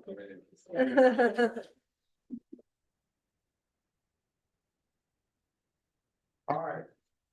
For us, the changes, the notable changes, the staffing levels, as we spoke on earlier, the cops and CRA officer positions that we acquired through the course of this year. Through the course of this year, reallocation of resources to add a gang officer and our traffic officer. And we look to address, as we go through every year, address the issues that we see are either upcoming or ones we're facing currently within the city. Gang activity, as you all know, is very high, presenting a tremendous amount of problems for us. We added our gang officer. We have since gotten on top of those issues. We are addressing those issues a lot faster. And we're being able to stay up with information and individuals who are known with that activity. We are utilizing not only in-house services, but we are also utilizing the Sheriff's Department, FDLE, DEA, and ATF. So those are all coming to the assistance of us, and all that has created a huge impact, as I discussed earlier. Our goals, as always, is community engagement. We now know that we've had multiple discussions from you all, from the dais, from us at department head level, to where we could address homeless. We are looking for answers to the homeless. So those are our goals, to be able to help in the city to address those problems, as well as to continue to find ways to reduce crime. Reduce crime through deployment, through technology, proactive policing, and building community trust. And those are our goals for this year past and coming into this next budget year. Operating budget, our operating budget, last year, $533,165. Proposed, hold your breath on this, we're still on the wish list, but understand it's all needed, but it's $586,610. The notable changes is in professional services. A lot of our changes deal with not only our contracts that we have, but our things that we require that continue going for contractual services. The increase of contractual services is a little over 35,000. Our body cameras is at $13,336. Samsara, for those of you who understand the Samsara is the GPS units that we have for the vehicle. The Samsara, which was added to the budget for this year, for us, it was in the budget, but it was never in our budget, so it needs to be aligned in our budget. And it was added for us, we're at $9,000. Cellbrite is an investigative tool that we have at the police department that is helping us attach a number of different ways for our investigation. And it allows us to be able to develop assistance to credit witnesses and things like that coming through. I'm trying not to get too deep into that, but it's a very investigative tool that we need at the police department. Okay. We just went through our CGIS audit, and the CGIS audit basically told us the different things that we would need for our multi-authentication. That's something that we have to have at the police department, along with the separation of the server, and that's coming at a $3,000 increase. Then we have, we like Chief Taylor indicated, we looked at gas. We're going to try to pay attention to that through the course of the year, but we know that this year at 2,000, with the increase in staff, we wanted to look at it a little bit deeper, but with the increase in staff and the flexibility of the cost of gas going through the course of the year, we thought it best we leave it there for right now to make maybe come back next year. The summer camp increase for $5,000. The summer camp, as you all know, going on currently. Right now, they have over 80 kids involved. They're at today they took a visit to the SeaWorld. It's a huge credit to the city, Impact, providing assistance and things for the kids to do, as well as the interns being able to come over during the course of the summer and help out with jobs for the city. So summer camp for us, for PAL, is something that's big, and PAL is throughout not only the state of Florida, but PAL is actually the #1 crime prevention tool we have that addresses our youth. So for us to be able to utilize that, and as it increases, we provide a little bit more service for them. We wanted to make sure we did it. Not only that, but we've had PAL in the police department for over 22 years, and the summer camp has had that same amount in the budget when I came in almost 10 years now, and it has not changed. This would be the first increase. So we wanted to be able to make that change so we can continue providing assistance until summer camp for those purposes. School and conferences, the increases in staff. School and conferences, notably wanting to make sure we address education and keep make our personnel best that we could, and increase the ability that they can prepare them for the next step moving forward. So we made that increase in school and conferences. Personnel. Yeah, I thought we changed that, I guess. We did. All right, I'll make the corrections now, but current staffing levels, 37 sworn officers, 4 cops positions, and 2 CRA positions added. We have actually 8 civilian staff, and the credit to the 1 staff that's missing is our 1 administrative assistant / accreditation manager. We have PSA, victim advocate, animal control officer / PSA, 1 part-time evidence tech, and 1 part-time maintenance. For our proposed, we're only asking for 1. We're asking for a position for crime analyst. Again, we talked about being able to address crime in real time. Real-time crime and real-time crime atmosphere is what everything is moving to. We have it partially in the department, but the need for it to have it as a full-time position is greatly needed. We do not, or we cannot address everything that we do without being able to add that person as a certified crime analyst and be able to get the equipment for them to move forward. That comes with the ability to track via cameras via, social media, via, crime reports, and also be able to touch bases with all of the other crime analysts around the county, because we know crime crosses borders. So right now, everyone surrounding us, including Putnam County, has a crime analyst. And we don't have one actually in that dedicated position. So that's the only position we're adding to add, and it is a civilian position. And it is in our, decision unit.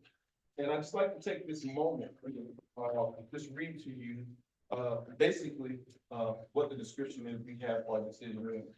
The Palatka Police Department is requesting funding for a full-time crime analyst to enhance its data-driven policing strategy, improve public safety, and optimize resource allocation.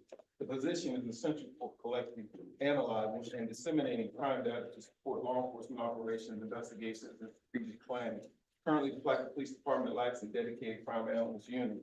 Officers and supervisors manually compile and interpret crime data, diverting resources and enforcement and prevention activities. Full-time analysts will professionalize this function, provide consistent expert-level analysts to guide operations and decisions to reduce crime. I think that's important that I tell you that, because then you understand the impact of this position. It's to the point to where, as you see, we reallocated some positions in the department already to address different issues, but we were willing to look at that as a permanent position. And if not, like Commissioner Borum said, if we meet the cuts, then we're looking at within our budget and in different areas to address that if we have to in a different way. But I wanted to express the importance of it and be able to read that to you. I might be able to read a little bit more to you if you promise not to go to sleep. Our capital budget. Our capital budget is where our other decision units lie, and this is where our highest uptick is. Last year, we had 110, and again, that consisted of the staff study of range improvements and replacement of flooring in the main office. This year is proposed at $153,140, and the notable changes are $15,000, as Chief Taylor spoke on, for AED. This provides AEDs in all of our supervisors' vehicles, so we can address sudden cardiac arrest. We can do it at a faster pace. We can replace outdated equipment as well as update the pads and the battery. $30,000 for community service trailer. Increasing our community service means we should be able to increase the equipment to go along with it. And the police department currently has a trailer that is, if you guys seen it, it's been there since I've been there. And that is going on 27 years now. It's time to upgrade the trailer. We've had to do some fixing here and there and tweaking here and there to address the hole in the side or the leaking from the air conditioning when it works. But when you have staff in the heat out in one of those trailers, it can be daunting. So we would like to be able to upgrade that trailer and address those issues and continue providing the services to the community as they're doing with a little bit better equipment. $15,000 to continue the range project, and that will, within all hopes, wrap that up for the next coming year to allow us to have a building and a bathroom at the range, and they would be able to use it as a training center as well. The building is there. We're just finalizing the last pieces of it. $22,000 for a parking lot, and parking lot is connected with us in the fire department. And both of us have, through years, a number of different years of deterioration, have huge potholes and water that stands, and it almost looks like we call it the front lake when it rains. Out in the back parking lot, we actually have a huge lake, a huge puddle that takes up the majority of the parking lot. But that is half for us and half for them. We already did discuss it with Public Works. They got a price for it, and we looked to split it in our budget. The $49,000 takes up a couple of different things, and I can read them individually if you'd like to know the exact prices for each, but it's to replace laptops. We try to look at our laptops over the course of a period of time. Mr. Borum, I know you were on the commission, as well as Commissioner Campbell, when we came to the board and asked for a little over $30-something thousand to replace outdated laptops that needed to be replaced immediately because they were basically going out of service. We wanted to prevent that as moving forward, so we talked about replacing over a period of time, so we don't have to do it all at once. That's what that, money for the laptop is in there for, to replace a set of laptops for, and I believe it's, 4 laptops, if I'm not mistaken. Tough books, like tough books? Yes, sir, correct, tough book. The other one is our tasers. The taser is the same thing. Over the course of the year, we have to, of course, the time we have to replace the tasers. The tasers become outdated, they're not supported anymore, meaning you can't get the cartridges or the batteries, so you have to begin to upgrade them and replace them as well. So instead of doing it all at once, we look to do it, so many at a time to make sure we address it. Radar units, the same thing is just basically being able to replace the equipment, with more staff coming on, with newer technology, with, the constant, changing or pulling out or testing. The radar units have to be tested twice a year.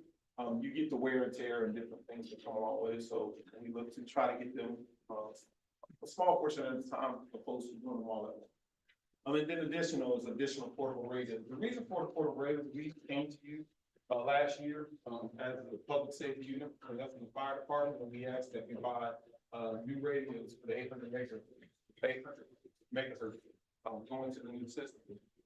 We planned out for the staff that we had at the time, and since then we have changed. And we noticed we did not have enough in supply for backups. So we are looking at getting 6 additional radios to cover that if anything goes wrong with the radios or we need backups with that.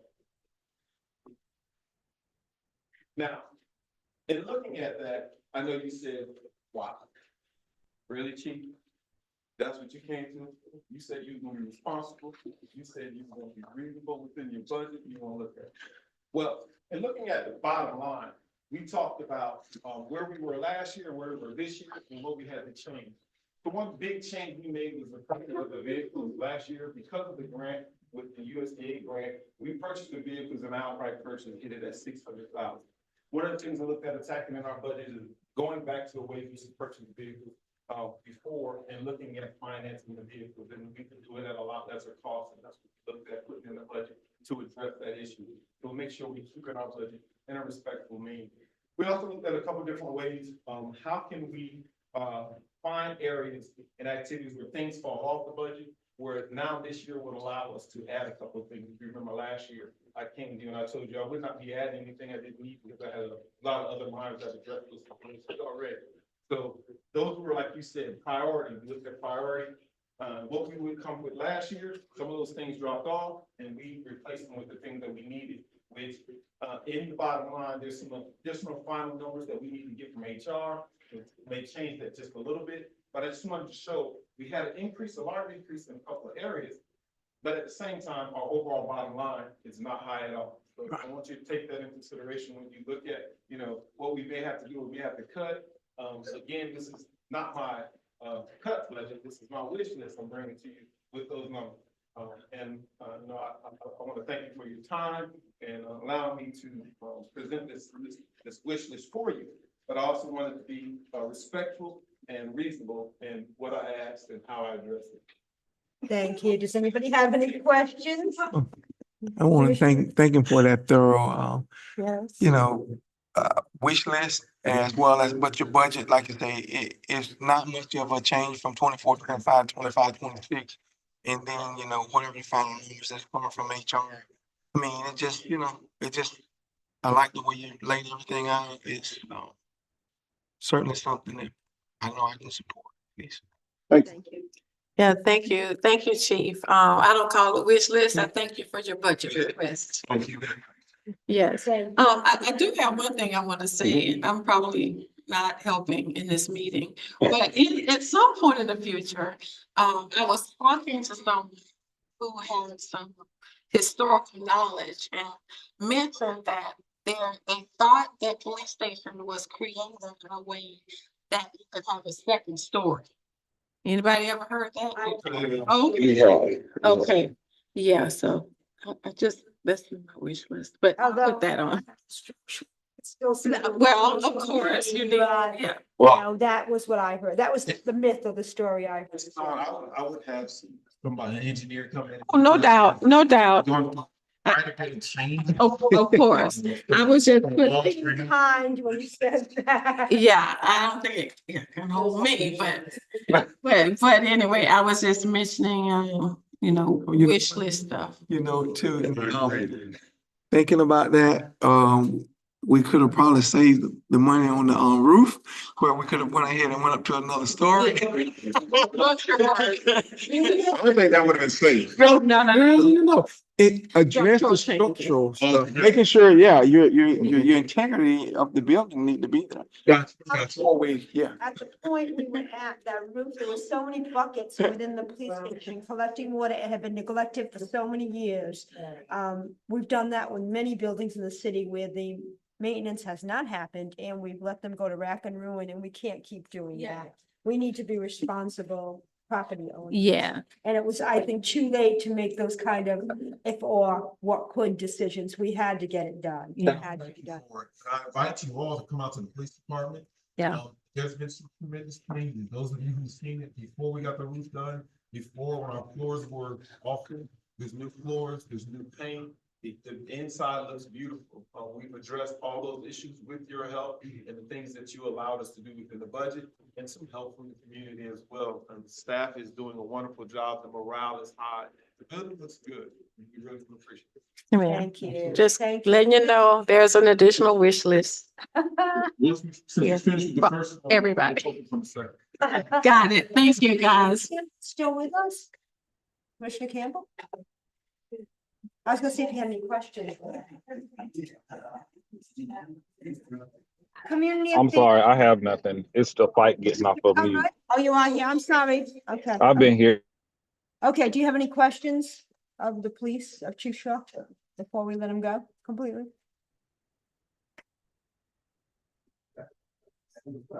Okay, thank you. Mr. Right?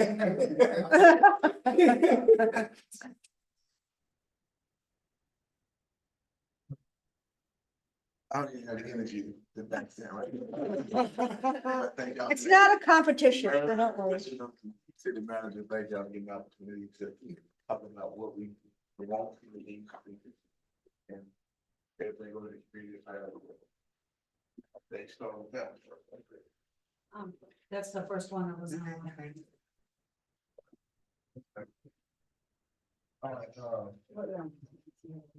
we won't break it, they will talk. All right. Yes.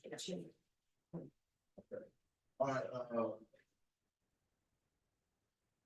don't even know how to back that statement he just did, but again, the community fair is broke down before the park. So we talk about the different things there. Some of them are kind of like married with each other. So culture arts, cultural arts services or cultural arts coordinator things. We do a lot of the special events. Over the last couple of this year, we did over 30 special events throughout the special event application.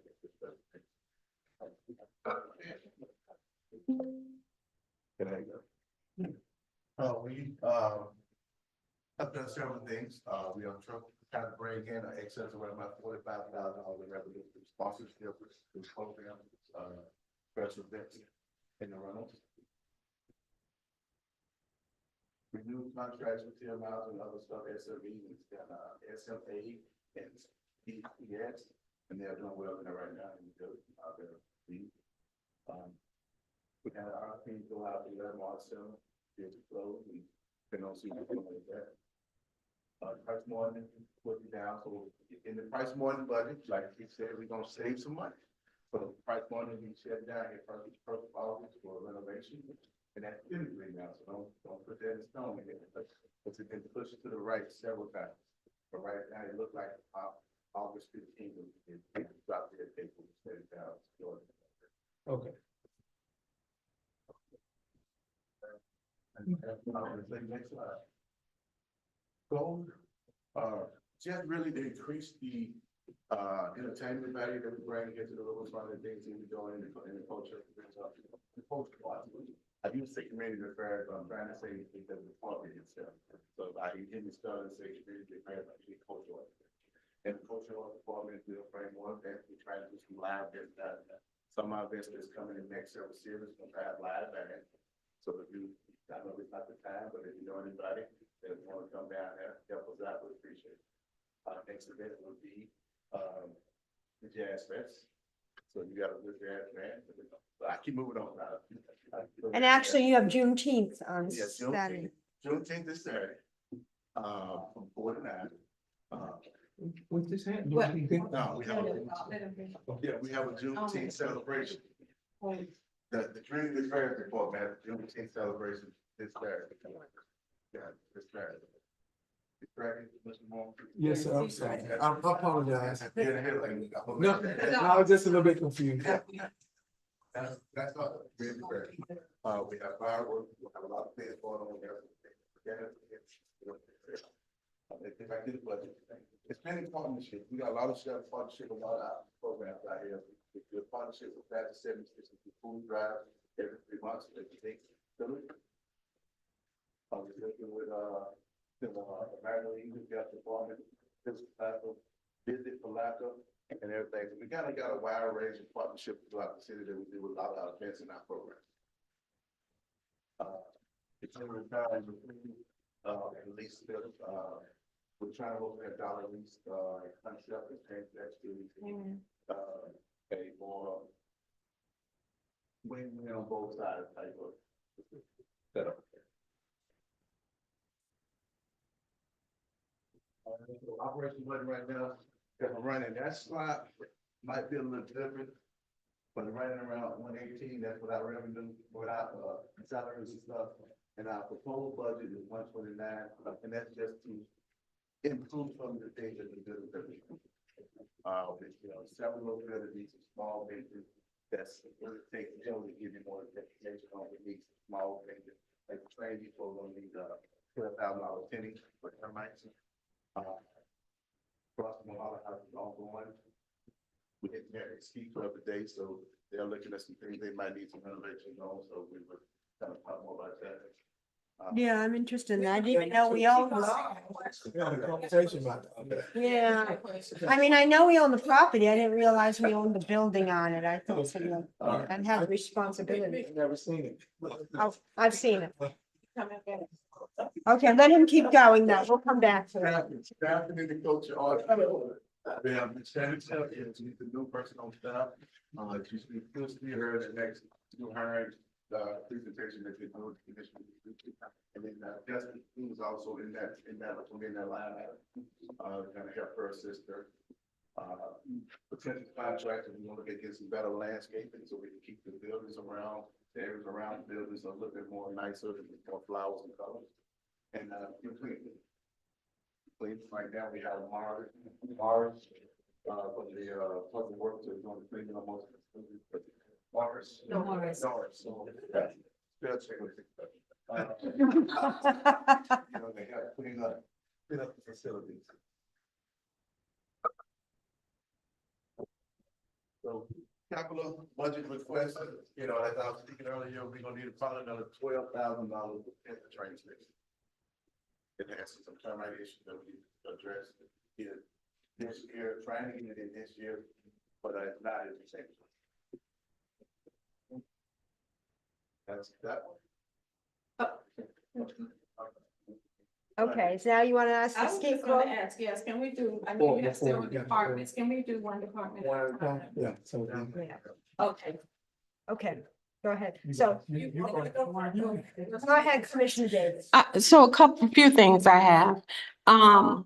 One of my first items is,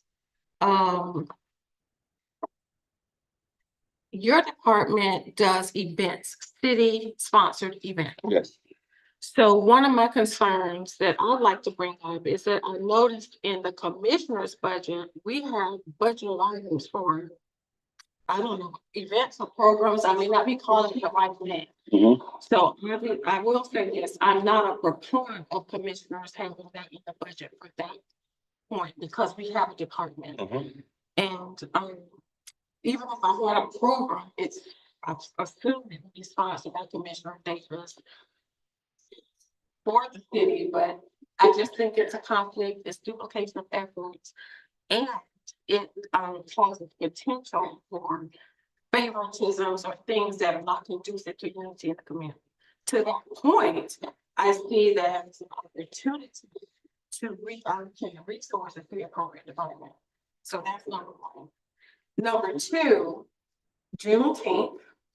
I know this is a new program, but we have a Juneteenth program that is sponsored by a citizen, I guess.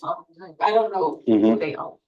But I would like to see that as a potential partnership as well, because it's been here for years and it's proven. So it seems like a duplication or missed opportunity or confusion in the community. So for that one, I would like to see that combined, maybe again for partnership. If that's what I'm speaking on, we have a discussion on that to provide a response. So, and then lastly, I'm gonna go ahead and let my, let others ask the question, because Ski Club is a question and concern of mine. So can I respond to you first and then let Mr. Barnes? Yeah, you go ahead about the ski club. Okay, so Ski Club, you know, they have a dollar lease that looks like it's virtually perpetual, that we will get a chance to address at some point. That we will get a chance to address at some point. Now, the building, the city, does the city own that building, the Ski Club building? When the lease was brought into place, it was just land. So everything on that they put up. Okay. So we don't own the building itself, but the partnership or the relationship with the $1 lease, we did have some services that we supposed to provide. I would say that none of that's really been happening. They've been kind of really maintaining their own thing on their own side. But we have looked at trying to address the leases and make them current and make sure every side is doing what they're doing. Okay, so then that brings me to another question. How is it that we lease land to an organization that the city owns and they are allowed to put a building on the land? Was that properly approved? Yeah, this predates me. Okay. That's nice. Well, it does, but I still have the question because we have a right to address it now. In 2000. That's fine. And that's when I came here in 2019. Okay. That was one of the things that I looked at some of the leases and I was asking some questions. Now, the ski club building itself was a quick question, but we didn't follow back up on it. Okay. There's a lot of things about the ski club is not actually been done Properly. Okay, so to that point, then as you in your budget request have talked about some potential I'm sorry, what's that? Regular Ski Club? That's in the Operating budget. Then I'm just gonna say at this point, that is nothing that I will support because I don't have enough information. Again, how can someone put a house on my property? Anyway, and then I'm gonna maintain the house for the one that lives. To that point, I just want to get that feedback, that's right. And what I am asking is that as you are reviewing this lease, that we understand what that looks like and involve legal to understand. Let me speak at this point. What the situation is, okay, I want to. Property, it's city property, but then it belongs under the auspices of the airport, and that's another. Correct. That's why I wanted to say something. Okay, I just wanted you to wait until I finish, so thank you, because and we all have to do better about not cutting each other off and letting each other finish. So I like all response, right? It makes me lose my thought personally. If I'm doing it, please stop me. I think that's all I got. Yes. The second part, right? What we have a project, as Mr. Cartwright has mentioned, visually all of these places have like the dollar length. And also we've been looking at the airport compliance concerns. And so city attorney has scheduled the meetings. We are actually having the meetings with the parties. Today we had the meeting with the state. We did meet, we did go over various components of the existing lease agreement. I think more importantly, we made them understand the compliance concerns and the fact that we must address it as a city. So, at this point, I can say that it's a cooperative kind of thing going on at the moment, like making sure they understand that we have no choice, we have to follow. May I ask for clarification? So I'm not following you, first of all. Other than, I do appreciate that you guys are meeting. What I'm not following is you say we have to come into compliance. Are you talking about for the building? No. Okay, that, I would. We're speaking about having compliance yes, inspections. yes.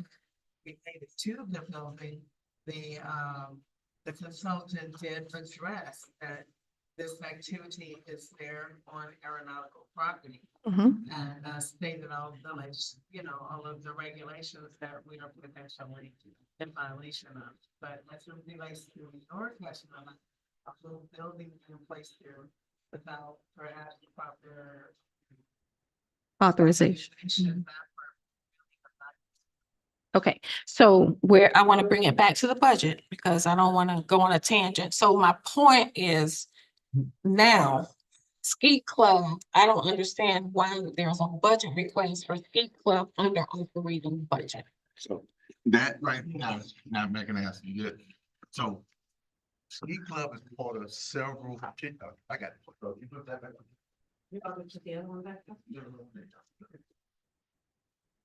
Did you go to your slide? I'm there. Yeah, the ski club is part of several buildings that we have. So it was not like we was really dedicating a bunch of money to it. But there was a line item for that. But the majority of the money will be spent in the other line that's on here. But I wanted to put everything on there that we have up on that. Ski club has not really asked for too much money over the 5 years I've been here. Praise God for that, But there for are $1. that I have in mind here. They never came and asked me to meet. Now, in conversations today, in conversations in the last couple of months, when we started this conversation trying to do these leases, we said that we start looking at making sure whatever lease we have in place, that both parties will be doing what they said they're gonna do. So maybe then I need to go back and do some research to understand exactly what the ski club is getting for $1. I thought it was land. A land lease for $1. That's correct. I did not hear buildings. Because did I just hear you correctly that you said the ski club is involved in many city buildings? No, I said, Okay. the ski club is one of several city buildings in that line item that I was asking for money for. It's not in several buildings. The ski club is on that one little piece of property over off of, I think it's Ski Club Road. I understand. Other buildings. That's the line item that we have the operation for. I understand. So I guess what I will say, the ski club should not be here with these other. We can, I guess I'm just trying to say, because we have no building relationship that we owe them something in a building, is my understanding, but again. I would think I'm splitting hairs. I feel like I'm speaking for what the city's resource. And what you said, Mr. Davis, we definitely right. They have not asked for any money, but they do have a line item on the GL line that we have. We can remove that. Yeah. So they haven't asked for money in several years. Okay. Okay, I'm gonna stop. And Because not to it's. keep going much further in the weeds on this one, but we then now technically own the building that they constructed on our property, probably without permitting him and everything else that goes with that, so we technically own it. But I don't think at this point or this juncture, till we clear all this up, that it should be in our budget at all. I agree with Commissioner Davis Now, about that. Your other question, the Juneteenth celebration situation, if it's the person that I know, I think it is, when it first came up, we tried to partner. Okay. But we had some issues with thinking the city was trying to take the event. Okay. And then also it's been a city manager, a couple city managers before, and also one of the city commissioners and mentioned that we didn't have our own. Okay, and I thank you for that. But again, going forward, what I believe when I hear our vision for our city is unity, no confusion. And so it sounds like perhaps we need to have a better negotiation and a written plan with that person. We will. Because if she's gonna continue doing it and we're doing it, again, it's duplication of efforts and it's confusion. And it's a waste of resources that could be better, not a waste, but the resources could be better used for an overall public experience. Okay. And also, again, to hop on, this is a ski club, but not, it's every building and every property that we need to have a clear cut lease that spells out what people can and cannot do on that property of the organization. So that we don't have these things pop up, so to speak, again. Thank you, though. We can let you go on. I'm here Right. to answer any questions y'all have and clear up anything, and if I gotta go get the information, I will. No, thank you. Thank you. And I had Go a ahead. thing I was trying to say, before you moved on, but anyways, in terms of, I agree with the ski club deal. I think that jail need to be removed from our land use, from the budget. And thank you, Ms. Carter, for moving forward with that, but, we have to be real clear on these things, especially if it's dealing with federal, regulations, for the aviation. We certainly don't want to lose any funding from that, in that regard, especially the things that's taking place on those. It's not designed for that, so in my opinion, I believe it should fix in terms of any operation of shooting or whatever, because I don't think it's, within the regulations. In my opinion. It doesn't, and it's incompatible. The other piece is, so we need to, whatever you need to do. Yes, sir. Just give it direction, just with stop the operation. And then they can figure out, they have to figure everything else out. Yes, sir. In terms of, like food drives that we have, I think we operate a lot in silos, again, like Commissioner Davis was saying about the routine thing with the, I thank you for explaining that, because you say you tried to work with the individual on that. So, but with the food drives that we have Bread of Life, we have, Feed the Need, we have Epicure, we have all of these different, so if there's any way that maybe we can do,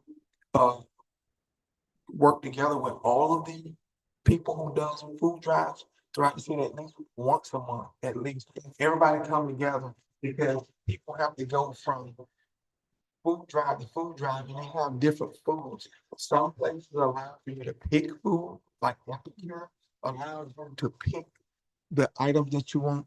Some organizations, you only get what they give you. It may not be healthy for you. It may be not within your diet.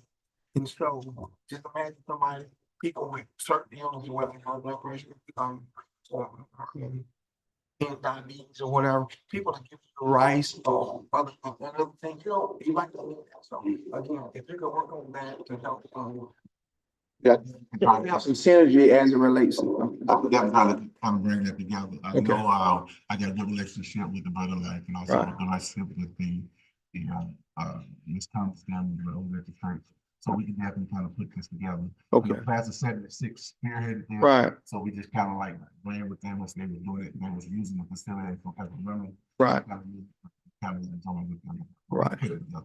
All right, and one last thing, on the position side of the house, well, you said, is it janitorial or what was it? Please. Can we do like, maybe name it facility maintenance or something like that? Make it a little bit more, yes, because janitor and.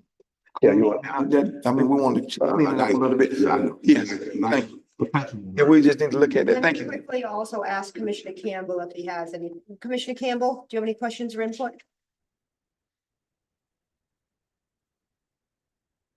Okay, go on, I guess. This one right here, I'll just speed through this because probably for the majority of the fiscal year next year, price we want to sell will be down for renovation. They projected this is going to be about 7 to 8 months. 7 to 8 before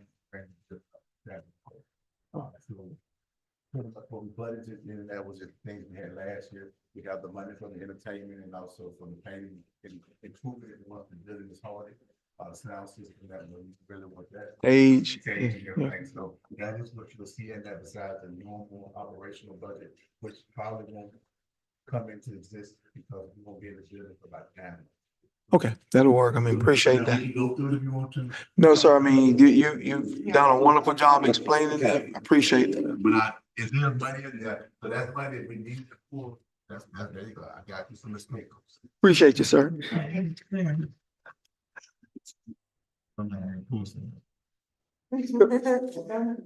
Well, I'm waiting on Karen to slide. Oh, her screen locked. Hey, That was what we just done. Okay, Jenkins. okay. All right, so Jenkins is a project of mine. I gotta give a little history since I got here. It's been a long road. It's been a long road for Jenkins. I remember 2021, we were promised this and that. 2022, we got the building, but then it was another year before we could get in the building. So now that we're here, I've seen a lot of improvement, and I hope everybody else has seen it too. So with Jenkins, our achievements now, like I said, we have housing, the Episcopal Church service at the Jenkins facility. Strong partnership again with the class of 76 food drive on the North Side community in the parking lot of Jenkins. People have hosted several outdoor sporting events. We have roughly around 375 kids that came through the program over the last year. Through soccer, flag football, basketball, chess, and other things we do over there.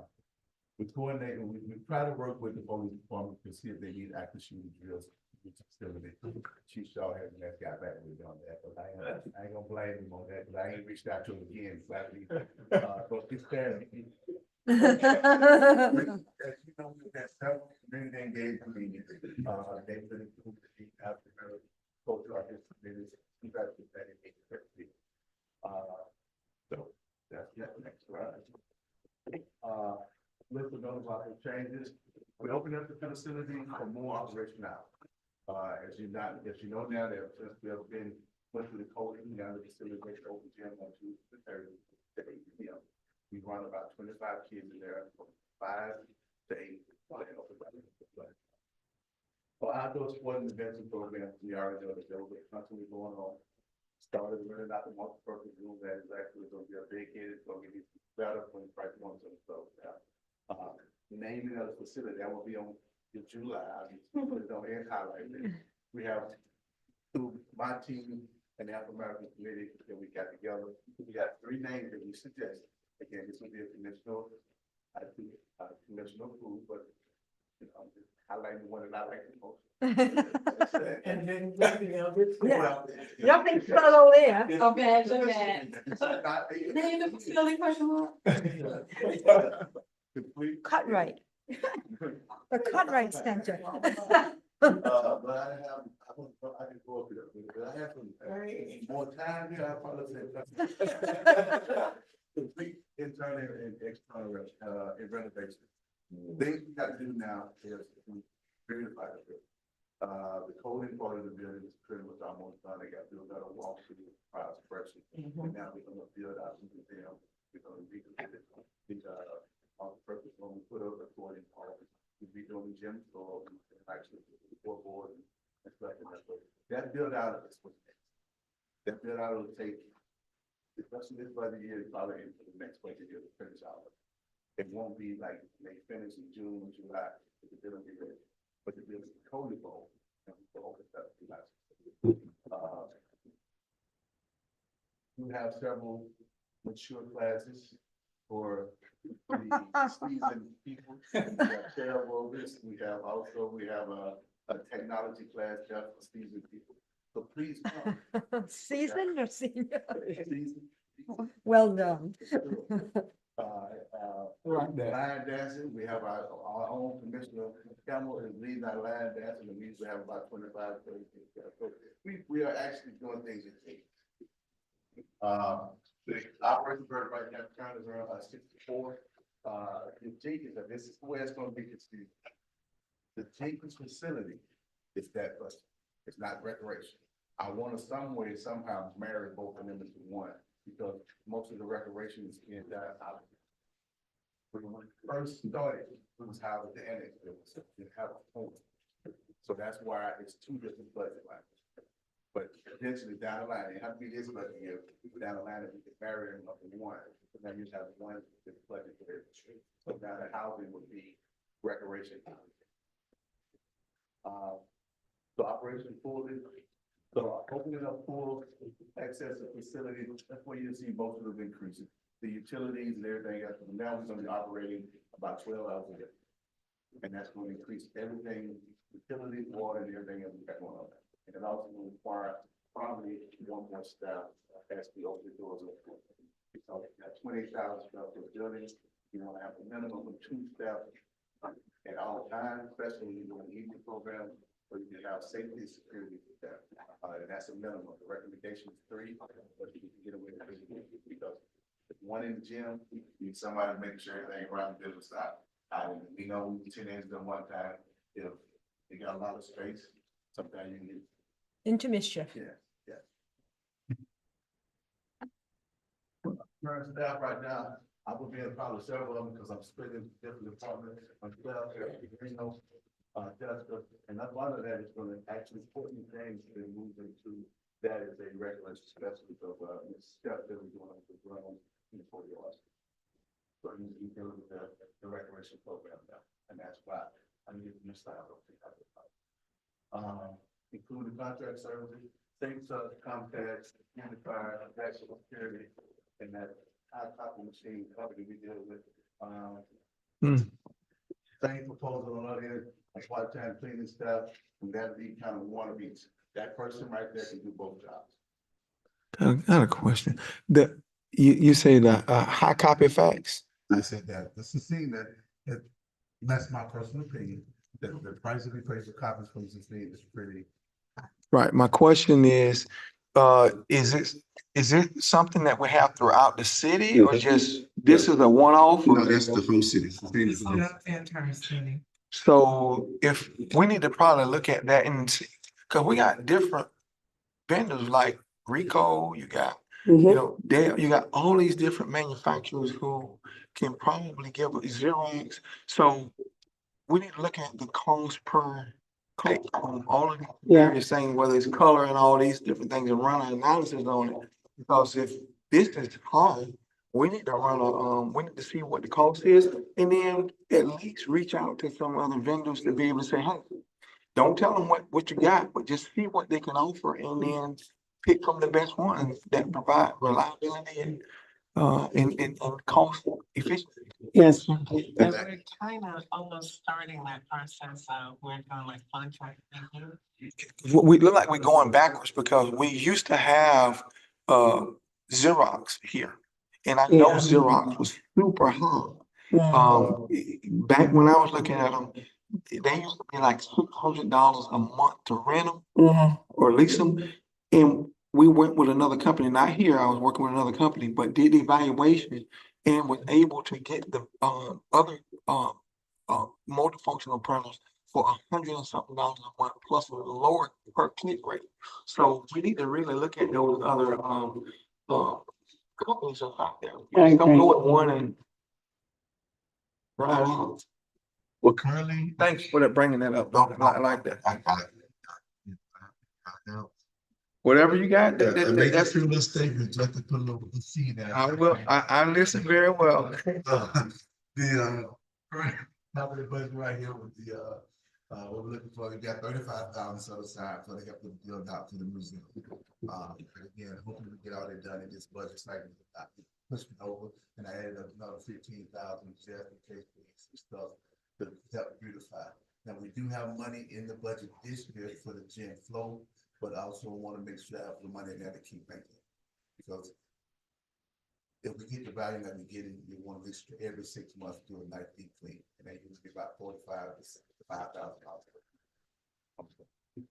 So usually 10,000 a year for, That's recommended. We can do it once a year, or we can do it every other year. But since we get it new, I want to keep it as Right. private as possible. Right. Yes, and as sanitary as it can be as well. But that's something you gotta put up. I'll be sad, but I deal with that. okay. All right. Any questions? Yeah, no, any questions, Commissioner Campbell? I'm sorry, with the completing items covered in grant funding, that work is still in progress? Yes. Okay. Now, most of your grant funding money is done. Most of your grant fund items are done. Now, we're working with the city match money. Okay, great. So, okay. I'll say that for another meeting. Okay. Okay. Okay. Commissioner Campbell? Okay. Recreation. I do have something for Jenkins. I believe we mentioned in a commission meeting about that fencing and the aesthetics of Jenkins. That's an sentiment. No, you put that as a. Well, it's money. That is already Yeah, included yeah, it's in money in the the budget. budget. Thank you. Okay, got it. Yeah, that's already included in the budget. Okay, all right. Okay, go ahead. All right, recreation. Again, you'll see duplicates, because recreation and Jenkins are kind of like together. So you'll see duplicates have, again, I think I kind of went over recreation when I did Jenkins, and I'll tell you about the kids in the program, everything that's going on. So if you have anything you want me to kind of highlight, I will. So the youth program, the same thing I just did. We did have a community health challenge. We got 25. It's dropped down with it, but they're doing the 90-day challenge. And now we got pickleball, we got hit high intensity training that there's like stuff like that. You're more than welcome to some, take a look at some things. I teach pickleball on Tuesdays and Wednesdays, so please come out. Okay. Yes, sir. Most of our team right now, we're partnership with Kyle to do their recreation part. And also we're partnership with, Talent has a program that we go to the Ragsdale and a couple of the community areas and do physical activity with them too. So we're trying to reach out to the community. Yeah, 60 days, that's the same thing I told you, Jenkins, is the same thing we do with the recreation. You know, I take that in the partnership with Kyle. I said, there you go, Chief. And you ain't made this reach to the land. Love it. Offer several more value than you, but what we want to do in 25, 26 is get a little bit more diversity without on all the dogs. I want to bring dogs, I want to bring tennis, I want to do pickleball. And that budget that you'll see in the recreation, I'm trying to put some pickleball for us right there on the left side of the where the old basketball court is outside. And then also want to put pickleball courts right here off of St. Brian, right off of, I think it's 14th Street, but that old tennis court right next to the basketball court. So we're looking at trying to put at least 6 courts, three at each spot. So that will give the community, the city, like a place to play from it.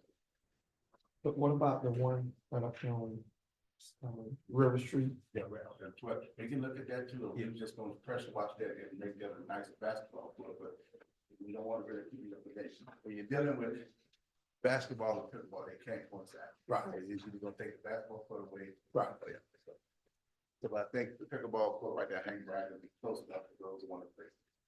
So partner with outreach programs to serve to be more accessible to the public. Like Commissioner Davis says, make sure some of the things we do that'll do as part of people. General moral sponsorship and grant funding. We are trying to do now, first of the year, we're going to send a letter out to the community in the city and the business, if we get them to just donate one time to help with the programs that we have throughout the city. And that way, you gotta be asking every other events and not sponsored. First of the year, get them 50 nice corporations, companies, and businesses that want to donate to the city programs. Create a safety. That's my one shot. Stay paid for the kids. I would say since we've been there and been in that building, That building has had no issue. Leading up to Jenkins, when we was in Jenkins, the valley was there. It was calls, police calls, chief, we got a lot of their police calls, fire calls, once, twice. Since we've been in there, we've had no issue. We've had 7 different walks of kids in there, and not one gets like that. Now, I think when they do, they get down the street, but if they get out of their gate, they do good. For operation budget right there, and that's where the number was wrong, that Karen, I do apologize, but that's including salary and stuff, but for operation, it's 107,000. For proposed, it's 123, no changes. It's just adding. I really can't tell you because this building been going on. But now this business really be opened up.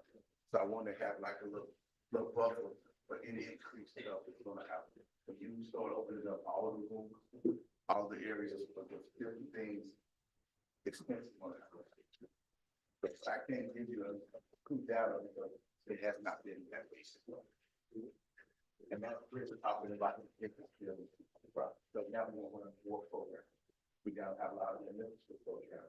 We gotta try to create, and I know really gonna be bad, but we're trying to create at least 25. We're trying to get 25 of the kids in that neighborhood, creating some small little team council, and some of the members of them out the whole school years of their school to high school. And if that takes off, it's gonna require us to have money to have. We want to take them off the field trip. We want to simulate what Powell's doing, but it's just for that area right there in North Carolina. Staffing and personnel, as you can see, that is the list, and recreation. But again, Jessica and Mr. Cartwright, we just kind of got one. We look at everything. But the main people, the Reno, Courtney, and recreation. Contract service, we got Agrifo. They're the ones that kind of spray and keep the inside of the field, chemically right and stuff and like that. We can look at trying to get an in-house chemical guy that we can. I know we have talked about it, but it requires certain licenses. Kind of like the first chat. Right now, nothing we need, but next year, we have that 2008, 2009 truck we got that Reno them ride with the red truck. It's on his last day.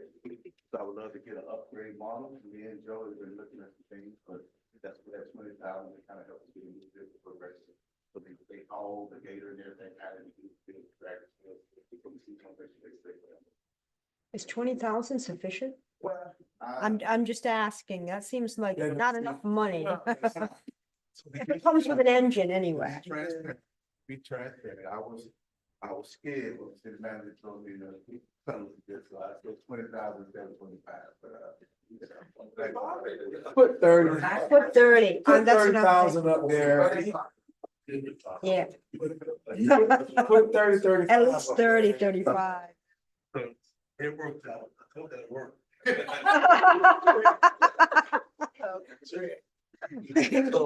like that, you go to the newspaper. So, any questions? I know about that. I was just too fast, but.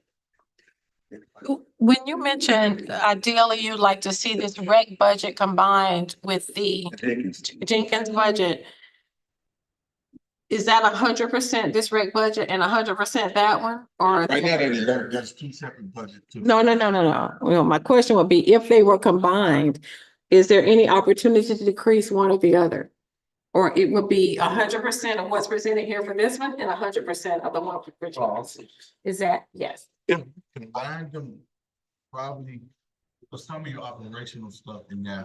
That's why I'm asking the question. So, because we have a lot of operational building stuff, electricity and all that stuff, but we gotta pour that out. So I know. that's gonna change a little bit. Okay. Most of it is matched over there. That's why I was asking the question. So if that does happen, we need to make sure we're reviewing them to decrease where there's opportunity or duplication. Yes. That's all I was trying to confirm. Right. Other questions, Commissioner Cameron? Any other questions? Did I Commissioner post that? Campbell? My Yeah. bad, Brown. Sorry. That's okay. Hey, Commissioner Campbell, any questions? Comments?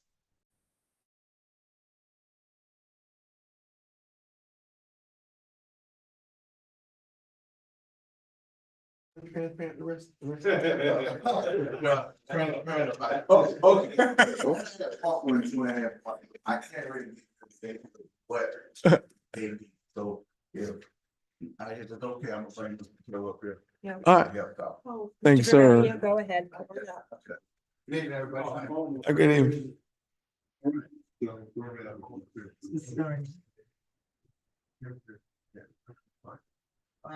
Twenty-four, 25 units, well, we did clean the irrigation and from quite a bit. That's what very. The clearing out the annex, guys, as you can see, you did costs back over the course of the year, the new striping, the cameras, we did a lot of things. Involved there. The brush removal and clearing of the 11th Street laydown, and that's at the end of 11th Street by the post office out there. Now we have a little bit of a mess there, but that's what we utilize it for construction. It saves us a ton of money each year for construction companies. Utilize that as late time doing the debris and everything, streets cleaner and everything. So that's been working out really well. Mulching and repairs of the river front. So we've mulched all the planters and the beds and all that stuff over the course of the year. And just the general maintenance out there. You got to take care of landscape, park, one park road, 4th Street, Big Hall, obviously, we've done all the plants around out there as well. And the other house. So they've been pretty busy. Operation notes and goals. So, we create specialization of roles within the department, focusing on, landscaping and maintenance, obviously, that's the job. We integrate financial records and employee time work in work orders to more effectively budget our time and resources. Very important with our regulars. A plan in order to budget. You get to run around willy-nilly doing things and spending money like this. We really refine that. So, we hand off a good, solid department. It's Mr. CRA. Become less dependent on inmate programs for detail work and high traffic points. But basically that means the inmates are specifically for, the roadways and our larger parks. The parks department is very small parks. So what we try to do is to utilize the inmates, but we can save as much money within the city of our own resources to make that happen. And we have that picture right now. Our goals, coming up goals, to love an irrigation technician on our staff. That would be our help for all the ball fields, because we do a lot of that irrigation. The irrigation down in St. John's Ave, all through Park. I mean, we pay a hefty amount of money on account to and the events that we have, and the tents that go on the ground, pipes are constantly being busted. It's a never-ending cycle. So if we had somebody on staff, I'm pretty sure we could save a tremendous amount of money. We haven't had a cost analysis on that, but I promise you that it's a great deal of money.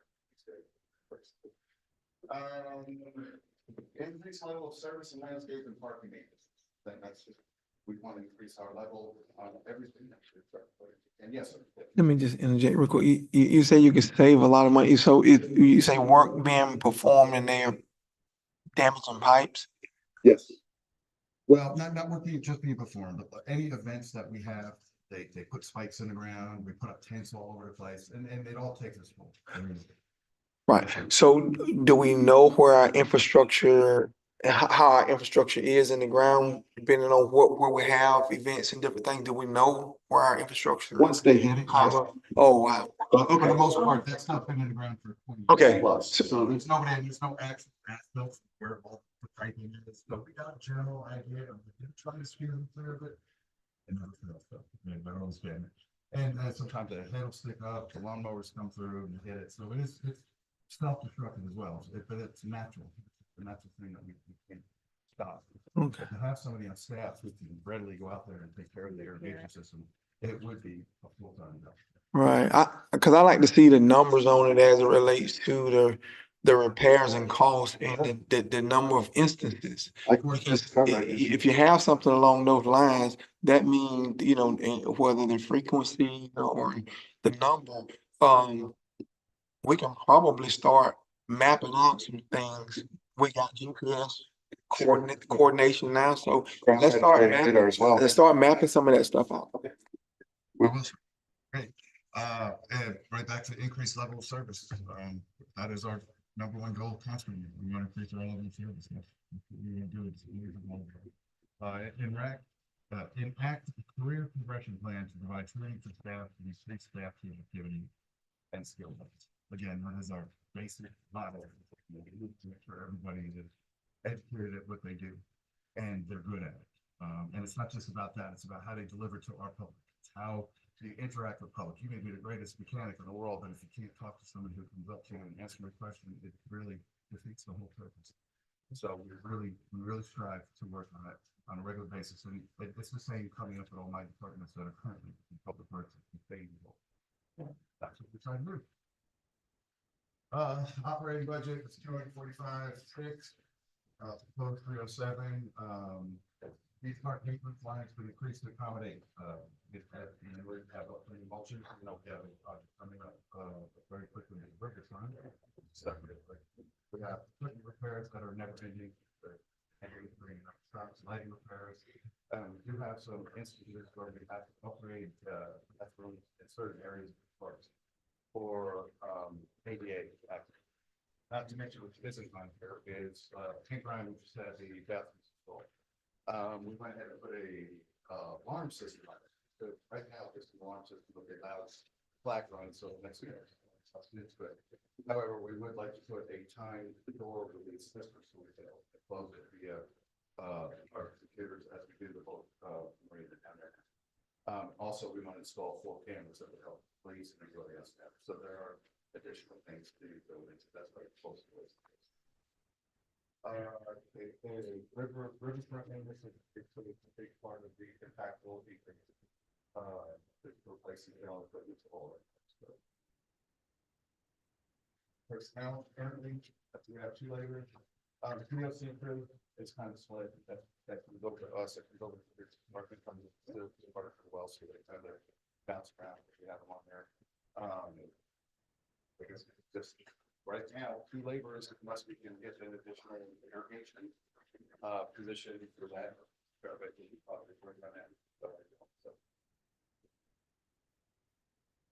Capital budget improvements.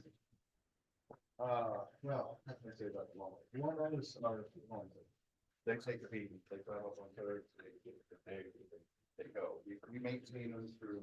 We make the shop on a regular basis. We have a graveyard that we pull part behind. We maintain them like immediately just for that. The parks department, a new mower, as well as a 12-foot pull behind trailer, so they can pull all their mowing equipment. Now they're not part of public works. That he's going to need. Mr. Cartwright's going to need a trailer for that. Again, side by side. They're important for several reasons. You guys approved last year a couple side by sides. We have purchased one for street division. It's more of an emergency vehicle. Explained in last year's budget. Also purchasing another one right now, currently for sanitation department. Side by sides. I did a lot of research about other cities and that are very clean and called up all the public and say, hey, how are you going to keep it so not just it's us. Everybody goes to trash out. People are everywhere. So the point is that the side by sides, me personally, along with these other 2, can be trash units, and that's what we plan on starting up the new side by side. So we're going to have one person dedicated to go out a couple times a week, not full time. But they will drive up and down the roads in sections, and they will pick up every piece of trash. Now, not so detailed as cigarette butts and bubble gum. However, we do have full trash everywhere. They need some chainsaws, edgers, pole saws, all that stuff's failing. We left for one set, put it in the gave them with the hat, which is basically just helping. It's going to be a productive unit. They need the product. They always go to Questions? Well, I just got. And make you know, again, like you said, you have your staff getting certifications and different things of that nature. You know, I had a chance to talk to some of the guys down there when I took those buggies down there. But anyways, I spoke to a number of those guys, and they were happy that they just had added another new employee who was, certified in mechanic. And so, when you have certifications, that gives you your base knowledge that you got somebody who is coming in who have a a very good understanding of not just the what, but the how, and how things work. And not just push a button and say, oh, I guess it's supposed to. You have the theory and the practice behind how things work, and that's what we need so much more of. So thank you for all of your efforts. I have a question. At the Jenkins property, does the city own the property behind it? Oh, okay, just the building? Yes, Can you clear? The county owns just the building, and if you go back behind the building, it's a shed right there. Yes. That shed, and they go straight behind the building. That is the shed right now, that MOU to use the field. And with With the school district, got it. Thank you, thank you. And another question about parks. I know you mentioned on this budget request for cameras for Hank Brown. Is there any consideration for cameras for other parks that, okay, Yes. is that in here? That was going, when I got the budget, not to cut him off, when I saw that and we were talking about just hang around. Yeah. We definitely gotta start. Yes, because as we're talking about adding more resources to parks and making them, more useful for kids in the community. That's correct. So that's why I was, okay, Yes. got it. Thank you. So just know, what we've been trying to interact is a lot of times people see things happening, right? And it's mostly our parks, but they don't know. So, Ms. Cardi actually came up with part of the idea to start putting up signs again. I know there were once, and they say, if you see something, report it. Please call, please report it. So you're gonna start seeing those pop up in a little while. Streets Department site that has the signs is part of their budget. So we're gonna make that happen coming up real soon. Just so you know, we're trying to see them better and safer as well. Absolutely. Okay. Thank you, So- Commissioner Gorham. Right, and I think from the camera standpoint, if we don't have signs up throughout the city, wherever we have cameras, letting the public know that this facility is on surveillance.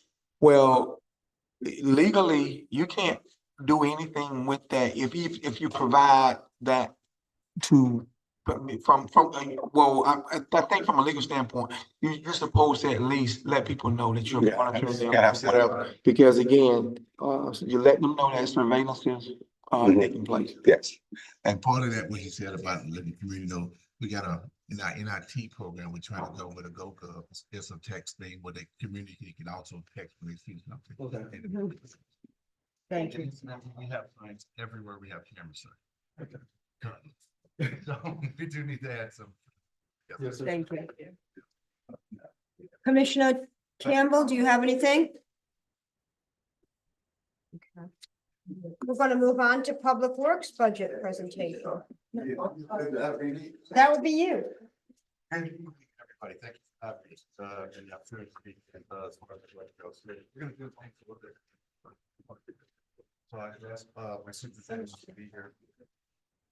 To speak to each perspective, department of division, because they can explain the needs and the wants. Now, I'm sure you have a little detail about each of the budgets and their needs and wants. Feel that some of them are filled with them, and that they would be best to explain themselves. So, without any further ado, let's go right on to it, to the cemetery and my office manager. Miss Amanda Turkville will come on and she's gonna speak to that. Okay. Welcome, thank you. Okay, we'll start. I'm gonna look down there, I read mine out. So the achievements for us for 24, 25, transition cemetery and. So I'm super excited to say that when we had the interns here from last year, we were able to get every cemetery deed that we had recorded prior for city. Everyone that we have recorded is actually recorded and actually in our shared network for the city. So that is the first time ever that's ever. Yeah, and I don't have to sign them anymore. Yay.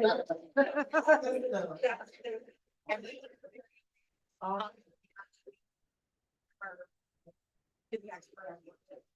So we do the electronic deeds, which actually, I just talked about, which makes it advantage. Wow. Totally different than going down and those ladies look at me and they're like, you're there. Later, if you want to pick one. Well, wow. It's a huge difference. We have drafted and updated the lot purchase forms and the rights of return documents to reduce the administrative workload. There's a lot of families before that you want to be buried somewhere and the paperwork didn't say who the family needed to be by.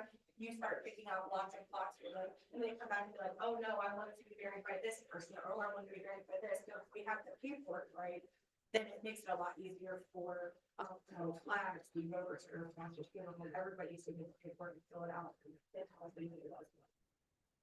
We're also making sure before that we were updated the ordinances and clearly communicating them as far as our policy. We have a lot of policy issues with this series.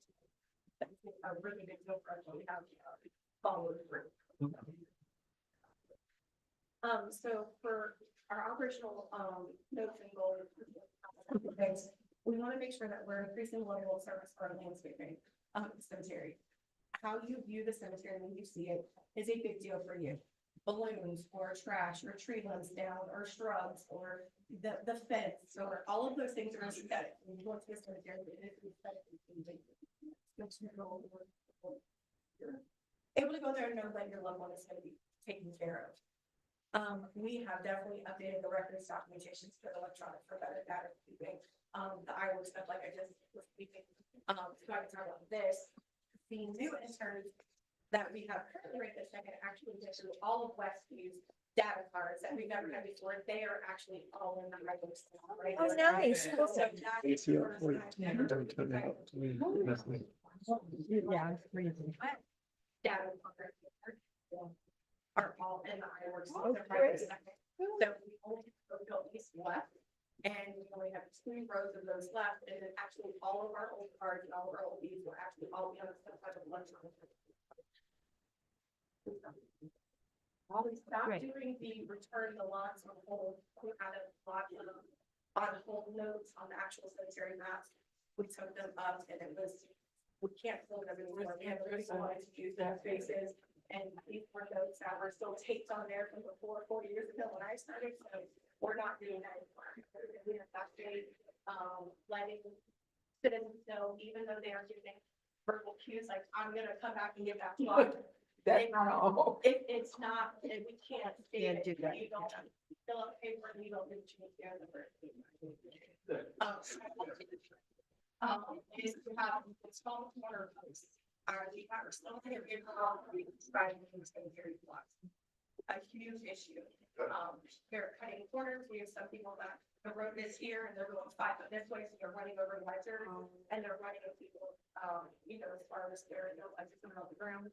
So we would like to start putting corner posts up, but also, you guys also are aware, if you have the cemetery and you have the corner post release, we can put 1, 2, 4. So if I was not able to go out there, I could say, hi, you need to go to look for the corner post 4. They're in that block, which would take you out from 20 acres, maybe down to a half acre of wood or something. Our big goal is to Westview Cemetery is to remove some of the large trees that we have out there. They have to take it out to a crane, so they actually have to put the crane over the top of it and start taking it down from the top to the bottom because they can't just the those are so close. The roots are, it started to damage a lot of stuff that we have out there. They're starting to look up. That's our biggest goal. Let's see. All right, so we've had some changes for ground maintenance. It had gone up this year. Our feeding level of service, like what we're trying to do in the cemetery. We have a different contractor that's out there now than what we have here before. Services for us is also on as well. In this, for our decision units, we would like to get the older Dam Street done on Westview. The service level is going to be up for 15 to like $30,000. We're in that just to have a specialty crane. Westview is the one that's up on the hill. They've got to get up there, try to go to the steep roads and have this really big piece of area that's going to be really challenging for us. And then our decision unit 2 is we want to replace the front and the back door of the cemetery, to make it more secure and aesthetically pleasing. We would definitely like to update the bathroom floorboard. We had some homeless people go into the bathroom and destroy it. So we wanted to make sure that we have different security in there and rock it. If Carl Flags, Steve Overture, if any funerals would like to have a service, they have something to use the restroom. We're not ashamed to allow them to be able to go in our restroom. It's something that's have something that looks respectable.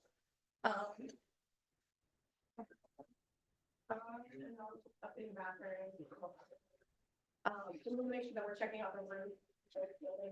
That we have out there, fixing any leaks that we have from water penetration. We do have still, I have a lot of the records with me, but we still do have a cabinet that's out there that actually has the maps that are cloth linen maps that go on that's at my office. Yeah. They're out there, so I gotta make sure the roof and everything is sealed and tight, the AC is working all the time to keep them preserved. So that's one of our biggest things out there. But. Just a comment though, but I mean, really, I appreciate you for the work you did with in terms of from the manual information with the paper, dealing with the paper, and you did turn it on. I mean, that's huge in terms of being able to access it versus having to go and look for it. Yeah. And the other key thing is when you record those deeds, whether it be, I think the mayor was getting carpal tunnel or whatever, but anyway. Yeah. But the time that it takes for you to go down to wherever you have to go, leaving work to have to go get things recorded, and the wait time. So I'm just, how many do you normally do a year, on average? I thought we did like 500 last year. Okay, now, that's what I like to get to. I like to get the numbers. So you save her 500 signatures. And, I'm just thinking about the time it takes for you to go and you wait. It's not no 2 or 3 minutes most of the time. It's not. So just, it's a huge thing. So I want to thank you for that, for having that. And also one last thing on the, we had so the one, is it the crane that we had that time? It's supposed to reach up to 90 feet. It won't. That's a lift. It's not designed to. Okay. Gotta wait, sir. So yeah, Okay. the crane has to go up and it has to have a lift on it. It extends out. Right, I just want to make sure that we still have our. Yes. Equipment, okay? Yes, yeah. Okay, that's all I had. Yes. Yeah, thank you. I didn't trust any of our guys to go up. Yeah, and particularly, well, Oak Hill too, but Westview is so historic and it's very valuable. And there are grants that we need to look into the future for restoring portions of those cemeteries and making them what they're. Also help us because it was so dark in there. Yeah. And Everything doesn't get so moldy, yeah. Because people can see all the way through there.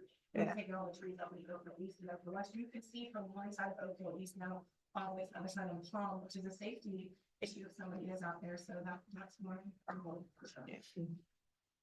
Thank you very much. Love the passion. Yes. Thank you. So not only that, what you failed to mention is, we have an intern here with us currently.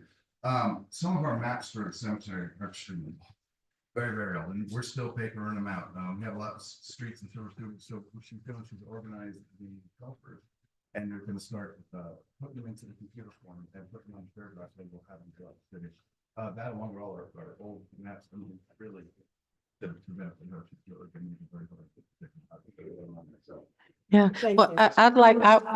I hope other departments are as organized and having their interns to make such an impact for our city. So sounds like, Amanda, you have a. No, I'm trying to explain to them that Great that's their plan. history and their family's history. Yes. If they're from here, and they were like the cemetery, and I was like, no, you don't understand. This will be the first time ever that we've had this. Yeah. It's a huge. It's a Yeah. huge- So thank you. Thank you, certainly appreciate it. Oh, man. Great job. Next. Facilities department, facilities department superintendent couldn't be here today, so you're gonna have to suffer through me. Okay, we're good. Sorry, hold on one second. Okay.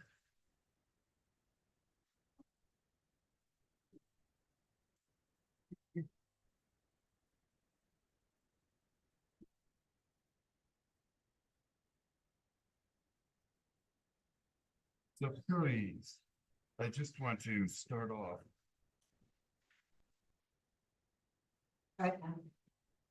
Okay, so let me just start off by saying, facilities department is a key player in, all the mechanics and the buildings all running smoothly and properly. Knowing that we have our newest public works building is getting very close to moving forward. Our next year, a lot of their time and efforts are gonna be put into the new building. Some of the achievements, 24, 25, we had pressure wash, we painted the whole exterior, the annex, which is, he added 3 new offices to the annex, patched water damage at City Hall, you know, the stairwells, I don't know if they know how bad they were, for the office, but got most of it, a lot of work. Added walls, safety windows, the reception area, the hall, the desk, everything right up here that they did. Which was, they did a phenomenal job. The money that they saved the city might have not having to go out and acquire. The landscape, of course, annex City Hall. Certain landscape pots along St. John's Ave. Which they did a good job getting out there, getting them set up. And you guys could notice they're all blooming now. They look fantastic. Very, very proud of the whole system that I went to. So he's been working on a regular basis to save money. So we do, as we all know, as far as new public works goes, we have a very strict number of budget that has to be college built. And it's been a bonus contingency for us for quite a while to get the amount of work that we need to achieve the goals that we need to achieve within that budgetary restriction. So he has been going out there with his crew, along with other crews from the streets department, and doing everything we can within our power to start building and doing things, you know, within ourselves to save us money, and it's been very effective. It spends a lot of time doing things for that particular. He head up the new carpet out at the municipal airport, so he's in charge of that, but he does all those odds and ends projects. Getting the courtroom in here, getting all this stuff built, the doors put in. He was not actually the person who did it, but he's been coordinated contractor. We had some in and vetted them in, and we ended up with a very good contractor. So if you haven't noticed, anybody feel about the police department? Yes. Yes. Yeah, it looks great, it looks great. So he did that, put that. That's Mr. Todd Turley, by the way, he's. Goals for 24, 25, the notable operation changes and goals for us. It's coming up here. Streamline the response time for online work order requests. Now, for public works, iWorks and job requests, they're thick. And we may have in the past speaking about how many, bragging about getting 1,000 done. That's a significant amount of work. So our goal is to have better response time. So you put in a work order instead of taking 6 months. We at least visit, touch hands on the problem, so we can have our first contact within a month. Would be a wonderful thing. Then the ordering, lead times, all kinds of things involved that keep you from being able to pay that way. And so as long as we communicate with people that's the proper way to go ahead and do things. So we're working on that. Report frequently monitoring key performance indicators to asset part effectiveness.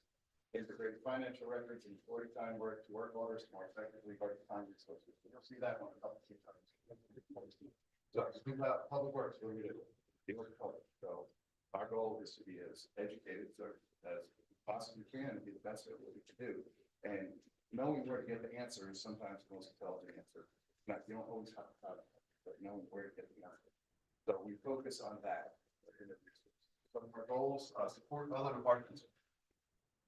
If you speak to any other department heads, since I've come into this position, one of my main goals is we are black.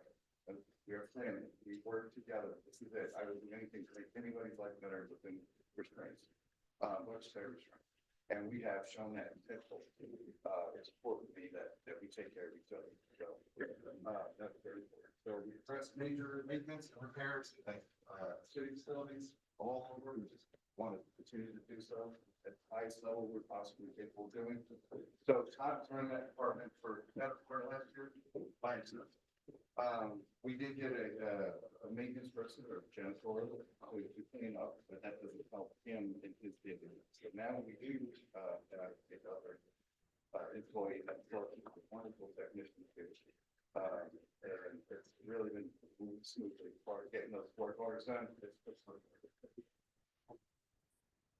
Current total is 35,000. We're proposing it to be 56,740. Handful of decreases, if you know, the building maintenance first and foremost, it's going to leave it to the building, but it's going to be, we're just getting the building. We're going to need, shelving, we need, forklifts, we need, I mean, there's just so much that we need. And if we get into a building that's, you know, useful for us, more useful for us, they're building a wonderful building. We just can't afford to have everything done, so it's just like him going up there and doing the things he's doing now. Training and schooling, it's important, he's got his 2 employees now, so we want to make sure they're getting, I would like to send somebody this year to the AC school. That's one of the things we do. So a lot of stuff, and he can go change filters, he can clean, he can do certain things, however, he can't service it. I would like to get somebody in his department school this year and certified so they can actually add freon, remove freon, and do actual repair of the AC systems and electrical systems as well. And equipment maintenance, it's always bumps up a little bit because we keep kind of have things getting older. And rather than changing, his main goal, in my eyes, is keep things running smoothly until they're not running smoothly, until we have to replace it. We don't want to run things forever, but as long as they're being effective, efficient, and they're doing their job, then we want to keep that going. Personnel, that's the people, you have operations managers, page. He's not part of that. It's Todd Caleb, who's our newest man. The kid is fantastic. He's happy to meet him. He's a ball cherry, great guy, and he's very knowledgeable when it comes to all things mechanical. So love having him here. And Norris Lockhart, which we started talking about earlier. He does a great job. And that's right. Do we have any questions? Okay, thank you. We'll let you. One quick. Okay, go ahead. On that one certification, just say for instance, if they go out and get like an AC certification and different things of that nature, if the city pays for that, right? If they can sign some kind of agreement to where they be here for another 2 years or so, at least to kind of help absorb some of that, because we get some benefit from them prior to them like leaving, and if they do leave prior to, then what, like a prorated amount that may have to come back. We now serve with the CDL licenses. We get our drivers, we like to train within, and we do that exactly. But we're also giving them time off work to go and take the class and different things of that nature. Yeah. Yes, we are flat out paying for it, but they do sign an agreement that they have to stay with us for X amount of time or pay them. You just want to make sure you know that was. Get your money back. Yes. Investment, Yes. let's call it an investment. Cause I do know we lose a lot of people with that. We lose a lot of people in the To police some other department. municipality. Yeah, but no, police, Yeah. when we train them up, they say we're leaving. And fired. We have sanitation department and the fleet maintenance, they go hand in hand. Both these departments are in, but who doesn't really pay the production. Yeah. Yes. No, wrong song. The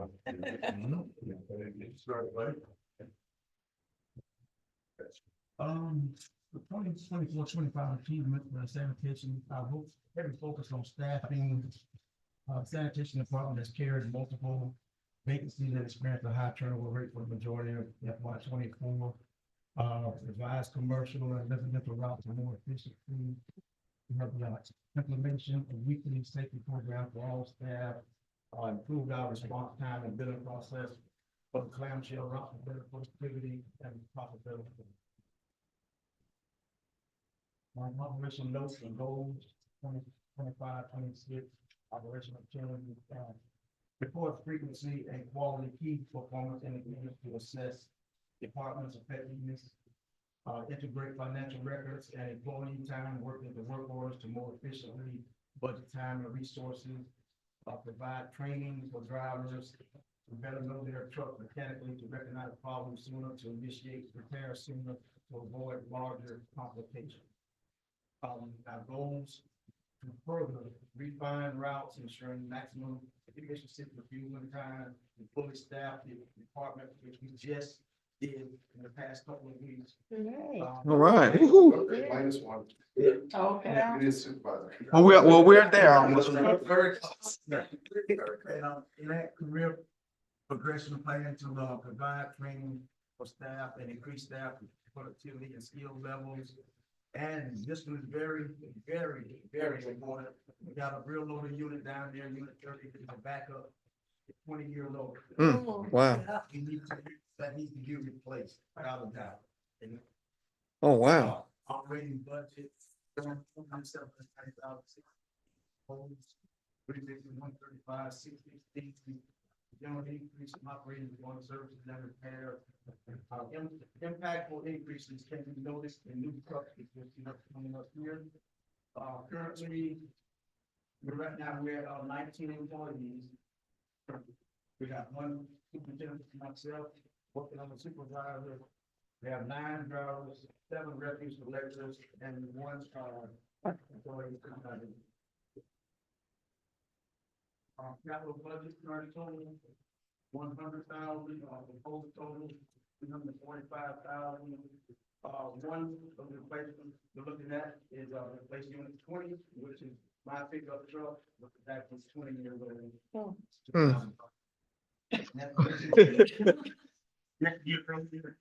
Unit 30, which is the one that is a real little backup.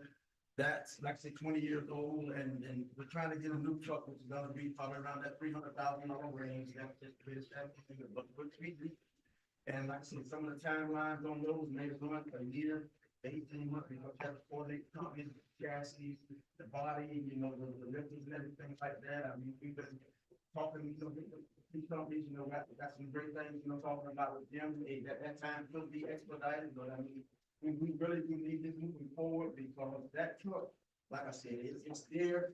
Yes, it's a backup. That's what it is. But what it needs to do. Okay.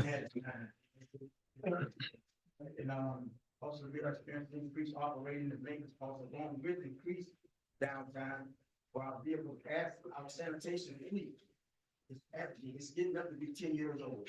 You know, like I said, got truck for the first one, I never forget the first one we got was back in like 2016. We're coming up on 2026. Wow. So actually, you know, I will be perfectly honest with you, you cannot have enough sanitation fluid, believe me. Okay. Wow. I believe you need them, I mean, because the more sanitation trucks you have, the more productivity you're gonna have also. And if the truck doesn't go down, you pull another one off the fleet, keep going. Right. Not having to sit there worrying about, oh man, it's gonna take me 4 hours to fix this, now you got 80, look at the mean time, 4 hours. Yeah. And actually, on the decision unit, number 1, what do that sanitation really? That's decision unit number 1. And of course, if it's there, decision unit number 2 would be for me. Yeah. 2005. Yeah. Well, I'm impressed they've survived that. Right. Well, you can also contribute to the its fleet department. So the Yeah. thing that counts are the increase in these trucks. I'm sure. Right. So it's. Yeah. Yeah. So, and we certainly, Before he goes, can you talk about, but also, you know, because what he said, can you share with them like how much we spend when we rent? that's what I was gonna get to. Yeah, the breakdowns. So, yeah, we'll just put in the average nutshell. Front end loaders, per hour. One of our new, several months for it to get prepared. Anytime we have to ship something out from within our grasp, it's months and months, 4, 5, 6 months. So we have to rent. There's big truck rental companies out there that rent. They rent them to you for $10,000. Oh, no. Yes. Well, they probably have a monopoly too. They do, but you try to farm it out. And they're all in cahoots. Okay. That about Mr. Chandler's truck, right? Yeah, you can't, yeah. Oh, wow. Okay, so that's a third of a truck right there already. Yeah, that's correct, sir. Okay. Okay. Okay, you don't have to explain nothing else. Okay. Third. Thank Okay. Department is the Department of Justice, Mr. Chairman. Department of Beautiful. 2024-2025 achievements, implementation of weekly safety program for all personnel, implementation of comprehensive preventive maintenance programs, creating an inventory area to begin warehousing common replacement parts for our vehicles, daily activity log to track department activities to better improve service, implementation of an updated pre-trip and post-trip inspection sheets, purchase a J Pro diagnostic tool. And let me explain that to you. This is the game changer, the life changer right here. This tool right here is what is gonna save the city a tremendous amount of money. Because this tool here, with the software, can diagnose pretty much anything we want on these trucks. And it has already taken effect. So this is money well spent for this tool. If I may, you're looking about 40,000 a year. That's common outfit like it is coming. This looks already a quarter of that saved on 2 months. Wow. Yes, sir. And that was something, Commissioner Graham was last year. Yes, sir. So We- thank you so much for that. We try to help. It's coming right back. Coming right back. Operation notes and goals for 2025-26, report frequency and quality KPI to access, department effectively, integrate financial records and employee time work in the work order for more efficient budget time and resources, utilizing the Samsara GPS system, which if you want time on that one, so we just to send real-time notifications about vehicle condition and required service. Ties directly into our fleet maintenance system. So it tells us and makes us aware of when there's actual problems with vehicles, so we can, so it has gone prior to the breakdown. All right. It's still work in progress. We're working on it.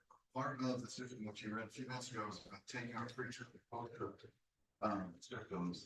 Again, that was between Mr. Amanda came up with the process with Mr. Chandler for the guys to actually on the daily before they get in the truck, they fill out the system. That's pretty common when you drive trucks. However, they have it now where they automatically put it through a scanner, it goes right to the computer to the files.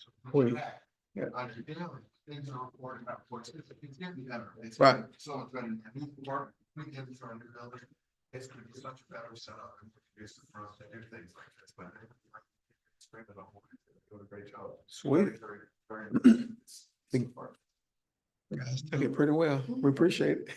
Schedule regular maintenance with all fleet vehicles based on our and Samsara data, goals, maintain a higher average and service ratio for our vehicles, obtain a higher level of preventive maintenance, perform on time, enact career progression plan to provide training for staff and increase staff productivity and skill levels. That's the studio on licenses. Yes, sir. Yeah, it's getting, that's. AEC? AEC certified. Yeah. So we constantly. Sweet. Yeah, absolutely.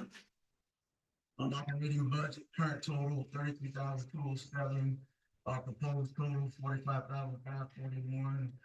General increase in operating fund, consumables for maintenance activities and repairs.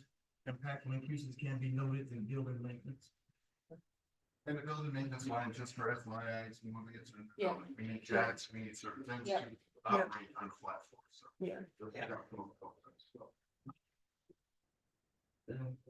The personnel currently staffing 3 mechanics. Are they all AEC or how many? Actually. They got different kinds of services. Okay. Yes. Two master certified ones. Sweet, man. That's what's up. Yeah, they're getting better. I think that's it for that. Have a good Yeah. day. Thank y'all so much. Oh, man, appreciate you. Thank you. Thanks for all you do. Great. Okay. You're still on me. Yeah, You too. That's a big department. Okay. No worries. We can't go anywhere.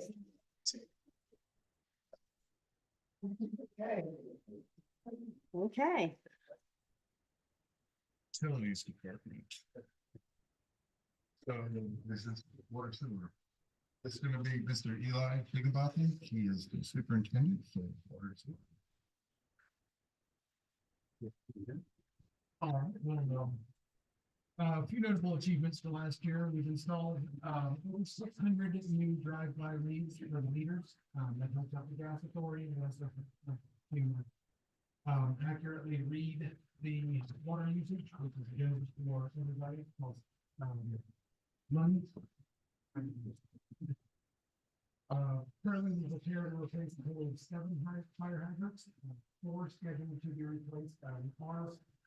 Working on those 4 right now, some of them are on, the, AC lines, which are not at the, tied together, but they're not restrained, so it's much more difficult to try to place them on those lines. We repaired 50 plus water main breaks, from 2-inch all the way up to 12-inch. Just through June 1st.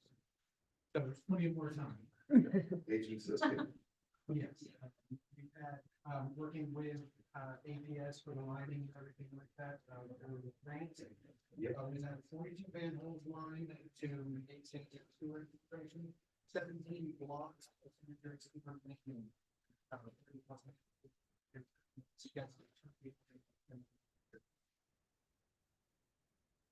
So if let me interject, just, by getting these lines, all, getting them lining, all cylinders. Part of the problem we have, that part of the industry, part of it is our, have pumps. Yeah. So. You think? Yeah, a lot of ways to look at with these pumps, that's why they're not fixed. So Yeah. It's Yeah. not just that they're. So I just want to note that they're trying to hit the most impactful areas, and then we're trying to pave over the top. So they're doing a fantastic job of getting on top of that, but that is part of the reason that we have so many manholes, and they're gonna be less and less as we move forward. Okay, Mayor. go Well, ahead. on the 50 main, water main break? Yes. Okay, now, that's pretty significant. Yes. Now, when I first came on the commission, we used to have like about four or five per month. Now, that's, LAC is tracking the same way right now. I thought we were reduced it based on the number of, water liters we put in, so, We have put in almost, right at 20, is it 21 miles? 22. 20 miles of water lines. Yeah. And what that does is it ties into the old system.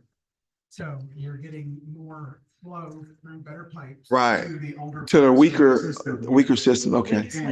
And then we do have some sections of the old system where valves aren't opening all the way, they're not closing all the way, that's part of the line. Okay. By the way, so, if a valve is halfway closed, it creates more of an issue with flow and pressure. Right, okay, that make better sense, so that helps me out a lot better with knowing that the newer lines causing issues with the older lines based on the new pressure that's being applied to the older.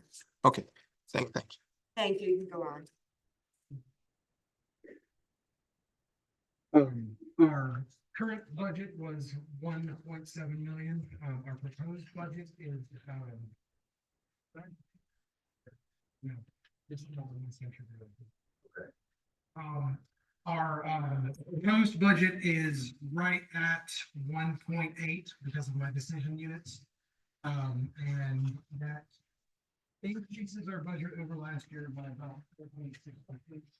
The impactful increases are the capital outlay.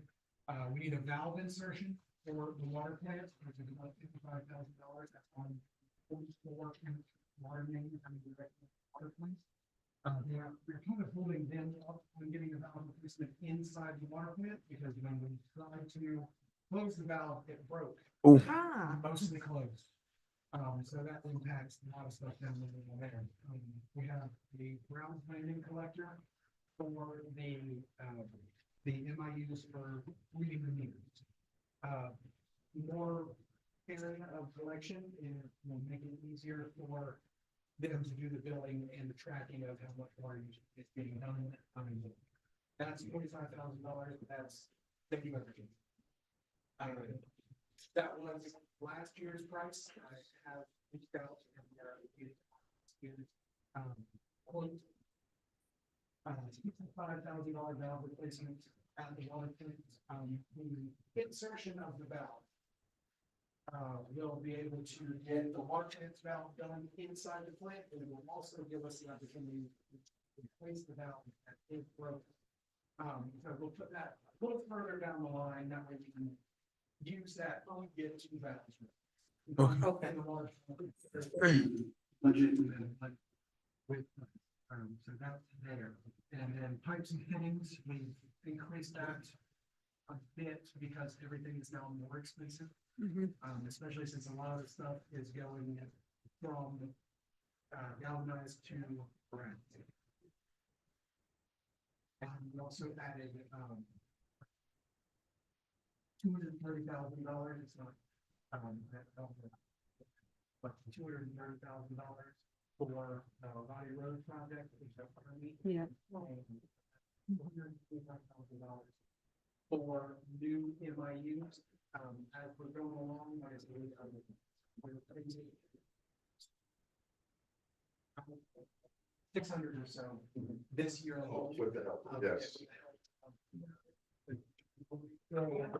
That budget is $225,000 over the next 10 years.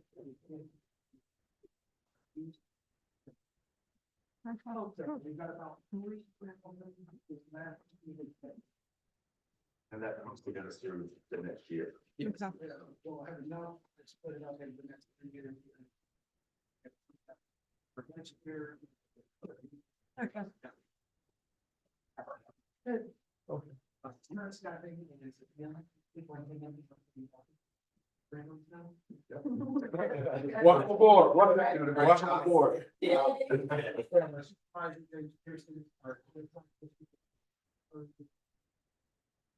All the locates as well as merchant. Keeps them honest. Yeah. 5 utility workers, they do nice dollar. One of our ones, so bringing you guys and he's been here. What's that? Starling, who we know has been here 27 years, and he's our mechanic and also our driver for our vacuum truck and people who are staying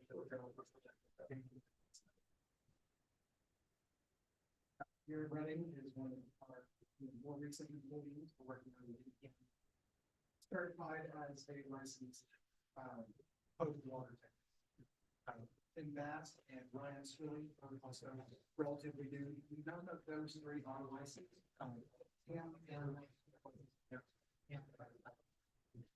The doctor's certificates and that's pretty different.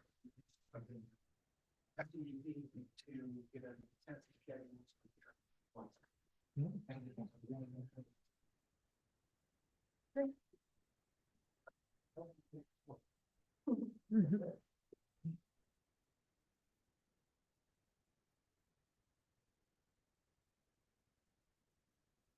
So we have 4 decision units. 5.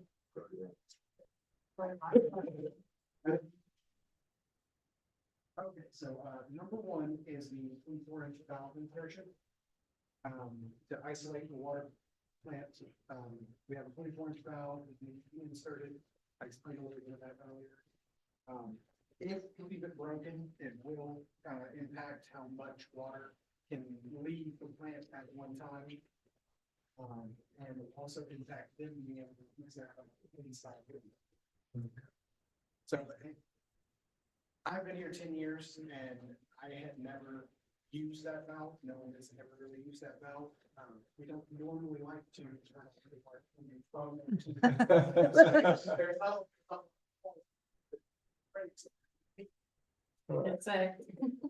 So that's the $55,000 decision unit number 1. Number 2 goes along with that, and that is replacing the valve that is broken on the water side, not the one in the water plant, or outside the water plant. And we do not.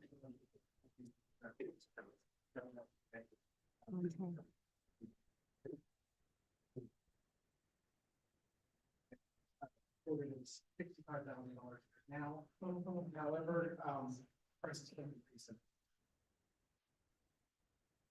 Decision unit number 3 was the collector at Brown's Landing. A new collector for water usage was installed at the reclamation plant to cover a water area in the area of the plant. Mr. Wood helped Mr. Pepper to help.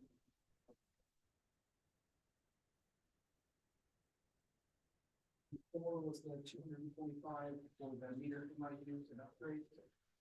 Meter MIU and upgrades, to the driver by the reader system.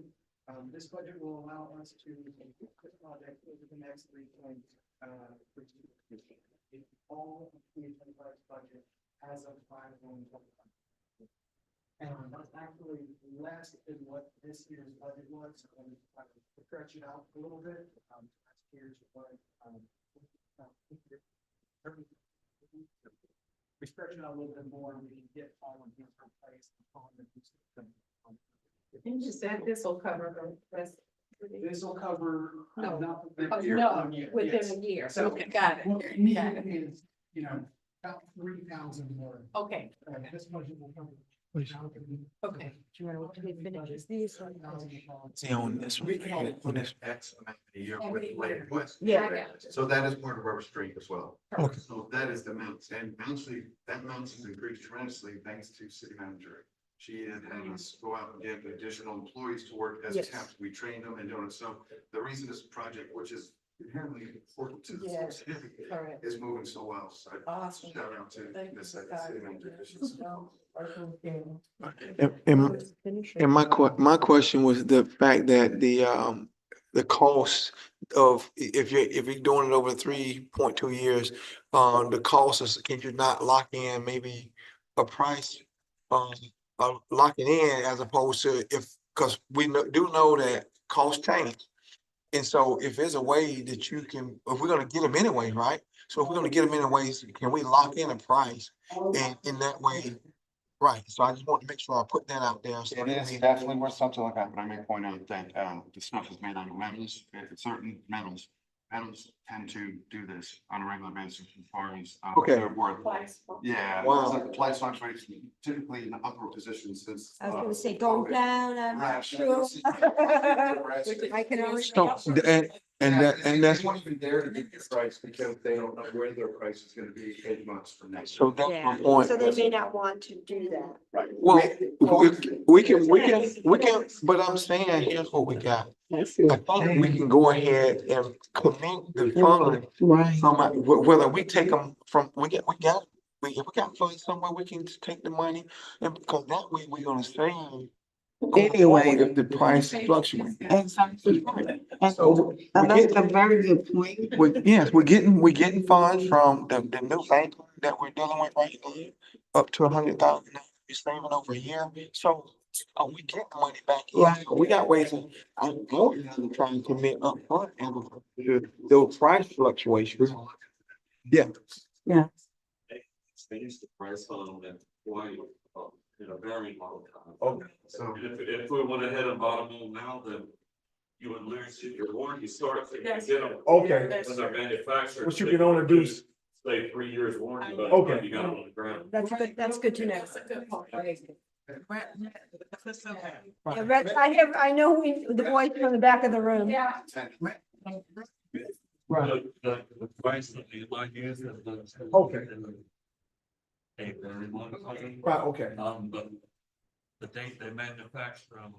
Warranty. The clock starts ticking. Right. So if you've got it sitting in the warehouse and you don't install it for 4 years, the warranty's already run. No, my point was Okay. the price commit to the purchase for purchasing, right? At that price.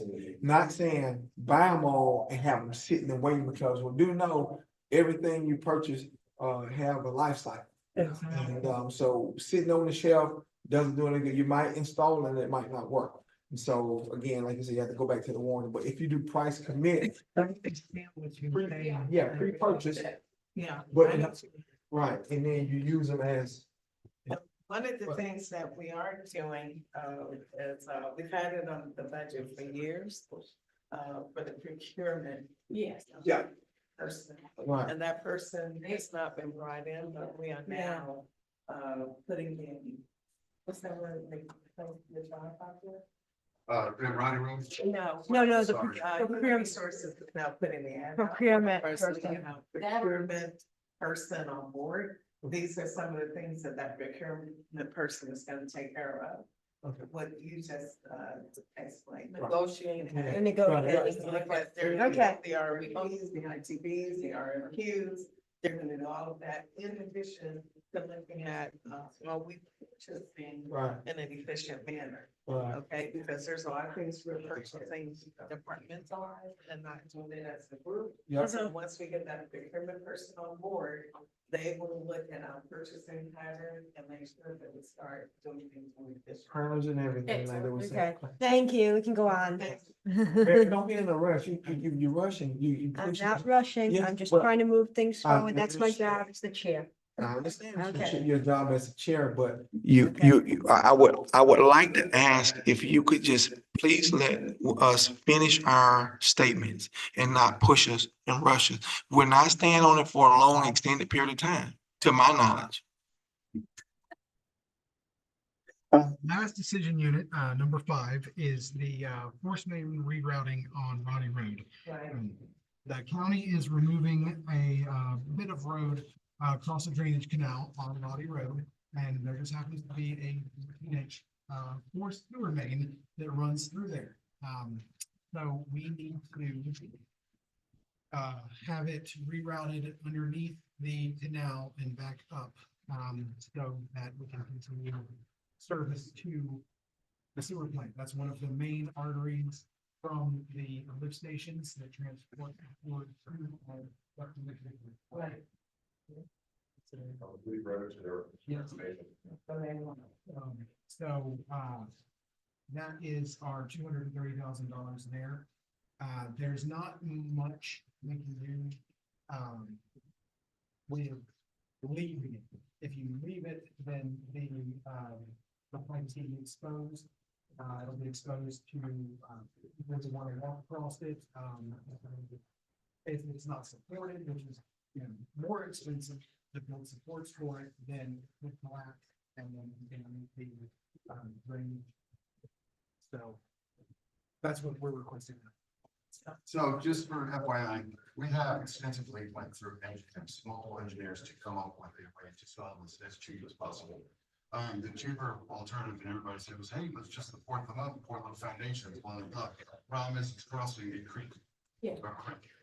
And the thing is, the pillars would have to be driven so deep, it almost doubled the cost of getting it done. We're pulling it in a directional mooring. So we did do our extensive research and our due diligence to try to get this. This is, that's, I think, possibly the best. Don't say cheap. You've already explained, you did your due diligence and you did all of those different analysis, and so you did it the cost effective way, so yeah. You did. Any further questions? Thank you.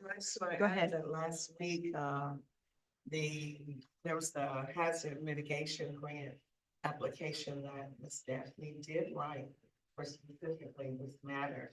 Right. Last week, we did get an update that we are being considered. Wow, thank you. Yes. So it's possible. Sweet. Great. Thank you. You guys. Okay, I think there's more.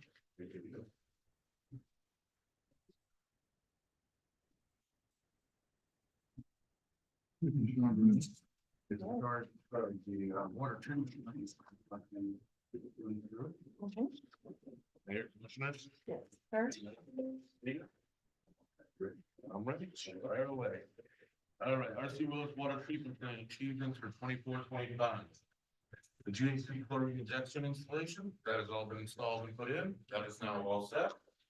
All buildings have been switched over to all LED lighting, so we're not paying those high electricity bills, cutting back on that. Right. Replace pump and upgraded electrical on well 2. That is a brand new pump, new electrical lines, new meters. That's running tip top now. With the brand new pipes around well 2. We have the motor. We remodeled our storage units, our office for my new assistant, superintendent. Okay. So we didn't have to build on. We replaced 4 chemical feed pumps this year. We purchased new chainsaws, weed eaters, and pole saws during for hurricane time. so we can actually help Joe out there on the hurricane lines. We upgraded our camera system to a multi-camera system now, and it's all for the whole building, the whole property, we're looking real good. I purchased a new computer this year for my new assistant superintendent. The biggest one is we achieved and are maintaining water quality standards.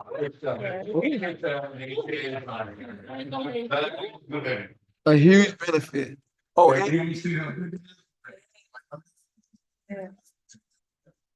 Right, I heard that.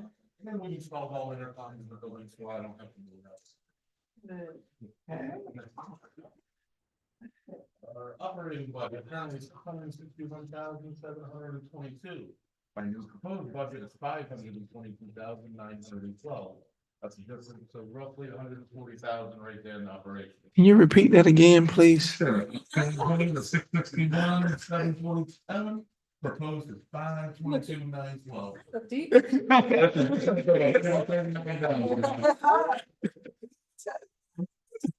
Our chemical and fertilizers are down from 250,000 down to 150,000. Come on. Thanks so much for that bacteria, TTHMs, HA5, we lost a lot of chemicals. Wow. Our electricity's down another 20,000, thanks to all the LED bulbs.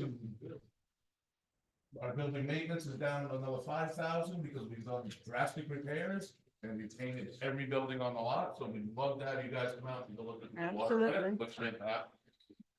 Our professional servicing is down another 12,000. Then we don't have to call them, we can get ideas of how to fix the water. Right. Our gas and lubricant, it is a new line this year, $500, but that's because we're plugging every day now. My trucks are on the road every day now. Current staffing with me as the superintendent, Robert Evans is my new assistant superintendent. My mechanic, Cody Haley. I have a class B operator, David Harlan, and I have presently 2 water trainees that are through book 1, almost on the book 2. And we hired 2 more operators this past week. So we are pretty much fully staffed except the second mechanic, which we are gonna need with all these new things. All right, capital budget, here you go. Current 1.872, proposed $116,000. Whoa. That's like why. That's because we have turned around and are almost done with the GAC, so all that money's taken care of. We cut out, I have to print out. I'm good. We not planning everything, we're gonna study too much and we're in to clear that up. Wow. Position that we'd like to get for you my wish list, if you will. I need a new skid steer for GAC. There's no other way to look at it, not about it. This was something that should have been brought up when the GAC was brought online to be brought into our town. It has to be done, otherwise my guys have to move like two tons of material with a 5-gallon bucket. Up 12 feet, that's just not. We, for the past couple of years, have been sharing, and he's been gracious enough and patient enough, because we do use our own skid steer on a regular basis. So Okay. anytime he needs to move stuff, they the whole thing to get it from. Schedule and get it. Schedule it, and they really, that is very important. Replacement of 6 flow meters. This is the replacement that's being required by DEP. Our current flow meters are inoperable, and without those, I can't keep up on current standard and stay where I need to be with everyone. So those.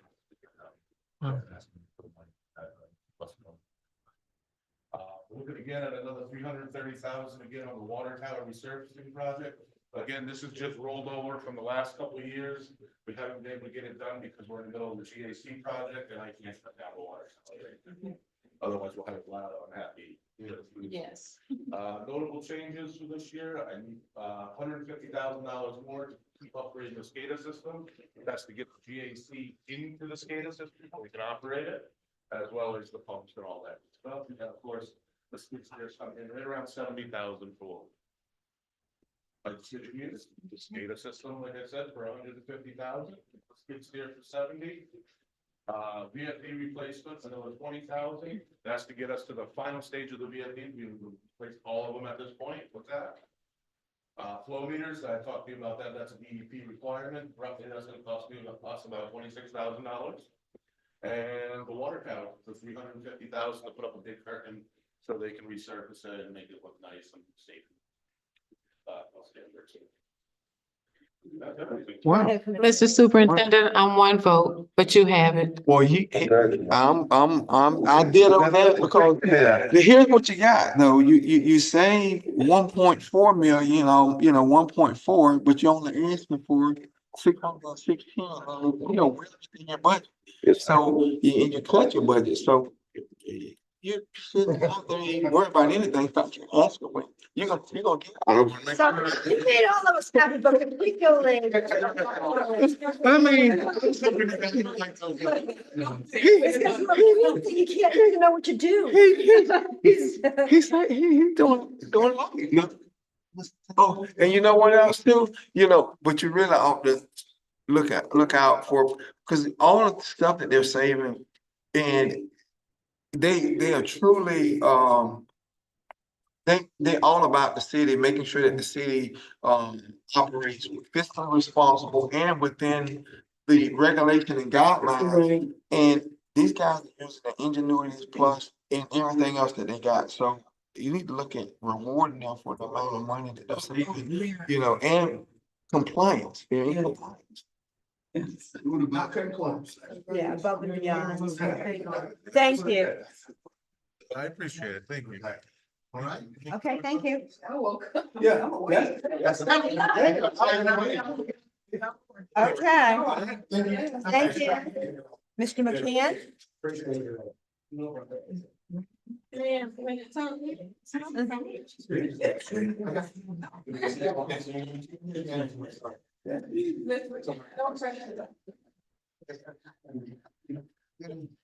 Bring it home, Mr. Oh, he got it.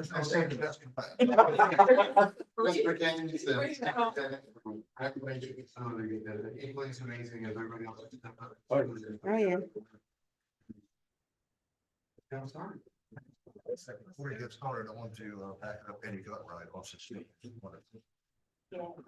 Yes, it was the city. The money I spend each month on this service is not, it's way more than what I use on a monthly basis. It's not happening to not get the system. I spend a lot more money printing now than I used to do in the past. Okay. Good to know. For me, a culture business is fine. If you say the city's money, I'm back with the baby says, which is things, they're a good company, but I don't think it's needed every single part of that. A lot of us think print as much as any all work, please, required. Right. Okay, good to know. Thank you. Yeah. Thank you. Yeah, thank you. All right, so for achievements for this past year, also about that.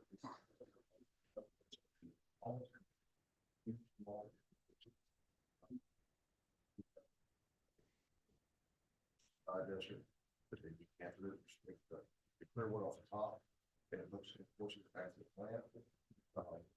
After we put the unit in operation, then it came loose from where it's supposed to sit. Then we have to drain this tank completely to get the plant top inside of it. Fix it, it's something that comes on the contract. Just gonna take some time to drain this tank, pull the top and out, the waste. The plant itself is backed up for a while. As much of so already laid. We operated without a digester for over a year. So we actually have stored some solids in our plant. Basically, a good record of our amount in the plant is a mixed liquid. When we operate 4,000, we were at 12,000. So we had to get the plant cleaned out and then get the digesters cleaned out. So we're get to that point now, I'm down to about 5,000 or 6,000 before we get there. I did have an issue with one of the blowers this week. I had a tech in out to the warranty, it's going to be repaired in the warranty. There's a few small details. They still have to do the grouting of the belt press, and the conveyor is not working automatic. It does work, but not on automatic. I would like to have it at 5 times. Well, it's not off the close stop, but that's good. But get it done, we want to use that. 16, St. John's either, they're actually working on that station now. It's big, what's going to be that area. It's supposed to hospital road. It's road.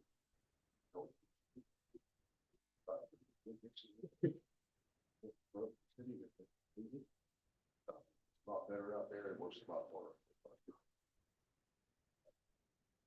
Roads, they got great, those two projects were not planned as of last year. There was issues with not having capacity for the roads, so we accepted those as the health project. Like, have a project to facilitate the, we are so close to get. Drawing technical.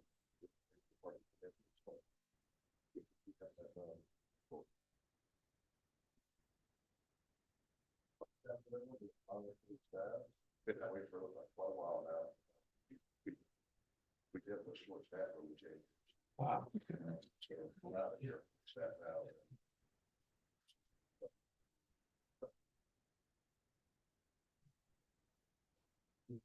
Didn't keep our accident of digestion for a year. We did cover a almost a temporary digestion, which is done. But it gives us some digestion space from requirements. We're still thinking about using that as a defense before we put the digester, picking it up, might save us some money in digestion. Just things we're exploring on how we might operate differently, since this is all new equipment that we haven't had in 40 years. We're learning as we go as well on how to best optimize the system. But they not use that much, but they didn't have no maintenance for a long time, so we're actively cleaning this out and standard, which is standard. We are using those to not just house personalization repairs necessarily. The providers, that's just nature of bees, stands with the man, it's one of their behavior, so they just have to be pointed out.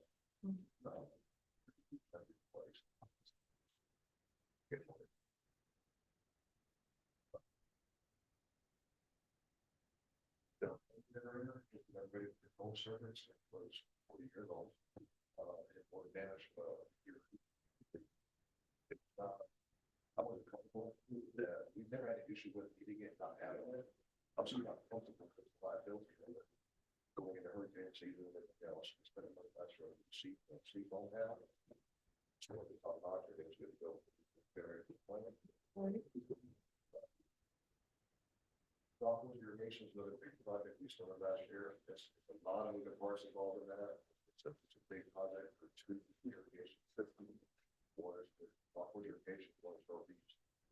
It's a pretty big project. We can have that in house. So I have reached out to a company, several companies for quotes, and of course get those quotes back. We probably found people that bought. Again, that's another project that's supposed to be finalized.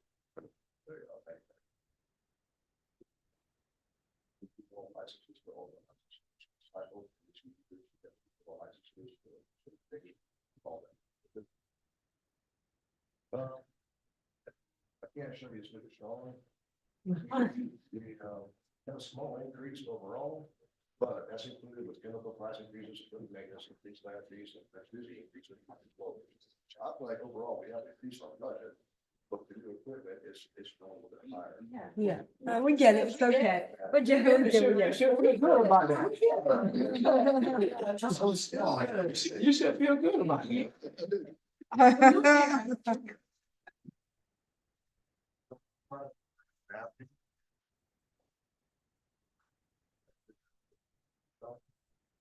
Steve Bucket, our utility press operator, he also does operations. We have a original staff for operations, that pays the money, as you know, with us. Movement operations for the mechanics. On the right is a typo. I'm not going to decrease my staff at all. Get that right. We'll get it. It was a test. Okay. No, I think what happened is there's a line below the 3 mechanics that was a mechanic / operator. Oh, okay. Both sides, again, to save money. Yes. As far as the top goes. Okay. Gotcha. Next slide. Capital budget, current total is 1.159 million, those totals 802,000.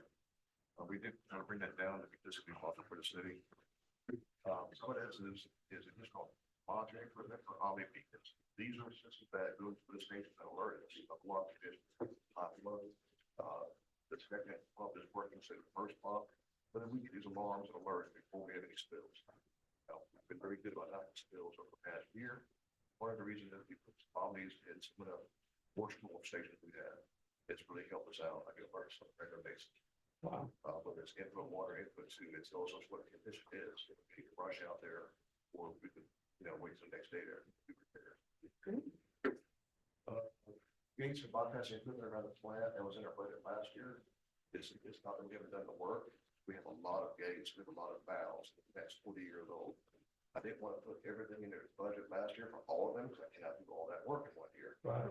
So that's gonna be several years. Okay. We're doing all these replaced, and they're 40 years old. We've done a lot of work, aeration, digester. But like Eli said, valves are old, need to work, Yeah. The engineering and works for secondary clarifier rehab, that is a project I took money from last year to upgrade it. That's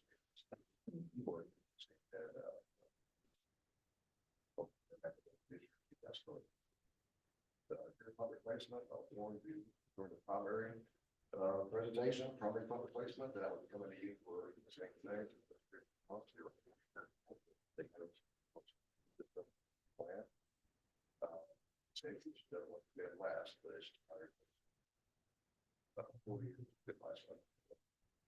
The 1,000 filters, this is the last stage before we coordinate. It just get more over time. Then the money is business.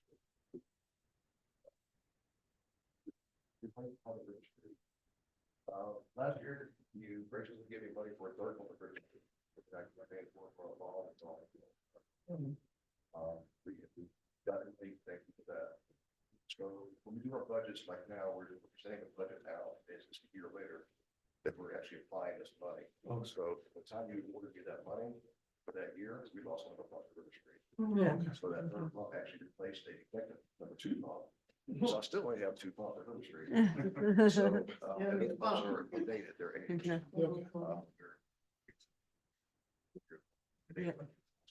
Yeah, I bet. So that's another part of River Street. Hope it gets you my third one again. Redundancy. And most likely I'll come to you next year, it's the first one. That was all 3 pumps that are major, all those major mistakes. Get that currently up to date. How much are your pumps? It's coming. Yeah. Stay tuned. Right now. One of the things that you gotta do. Yes. Right. This is a big deal. We've basically generated some major utilizations for the stream. Not passionate over jeans, but I had asked for Rudy Road to be replaced a long time ago. We got grant money, that money's already to replace it for Madison. But Madison was an okay generator, Rudy Road was not. We applied for grant money for Rudy Road. I don't think it's going anywhere. And I've waited for several years. It's constantly failing. We're constantly putting money and work into it. Wow. I do not have any confidence it's gonna work during a hurricane power outage. Right. Zero confidence. Right. It needs. I thought it was, it's not happening. The budget for each unit is about $180,000 for that. Okay. Expect that to get on site. Yeah. Well, we need to get you your pump. Street pump replacement is $87,000. Wait. Emergency secondary clarifier was $300,000. That's not to do the work itself. That's to start a process with engineering fees and things of that nature to get started on that project. Wow. You do have bar string, there's a lot of other components up there that does not. The concrete is dated up at 40 years. I don't know what I'm saying. It's gonna be rehab. Updated. Secondary clarifiers. What's there as well. We have what you call hydro sweeps. Probably 8 years after this plant was built. All that was good. Nobody made it, but we had to manufacture all the parts for that equipment. We do have like it's other now. There are really good things like that again. It's kind of upgrade that again. It's 40 years old. Rip pumps on a day's basis, $122,000, last year. The front fuel gauge we talked about, as in those each year, how many vehicles, same thing, I'd like to include, eventually get on my other station, but how many vehicles. That's we want to go for a long period. We won't pay. Right. Environmental. Yeah. Oh. 27,000, again, we have 3 filters, there's, 50, 60 panels, each filter. You all get us 150 panels. Then the generator, we need for, that's what we're doing. Any questions? Yeah, on that, pull that slide back up a bit, and he said the Omni beacons only cost 17,000, and that's the thing that help you in terms of give you warning so that things are not overflowing on, like from an environmental condition, right? Yes, sir. So 17,000, that would be a drop in the bucket, because when you're talking about environmental stuff, if you get written up, right, spill. So we can find money and maybe in ARPA, we got money. Trying to do them. Right, don't wait and push that out, and some of the other ones you're not gonna push out, some of the, like to replace the generator and different. Well, except that if you're saying it's as old as it is, and if there's a Yeah. hurricane, you don't have faith that it will hold up. Right, you told us, That's how that will go, yeah. so we're gonna have to figure out, how to make those things work within this budget, and then you shouldn't drop your budget. You shouldn't drop your budget by whatever percentage. Because we gotta meet these environmental conditions and health and safety. Yeah.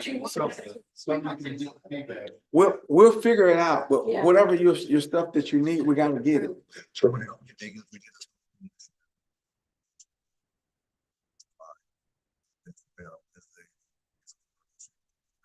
Right.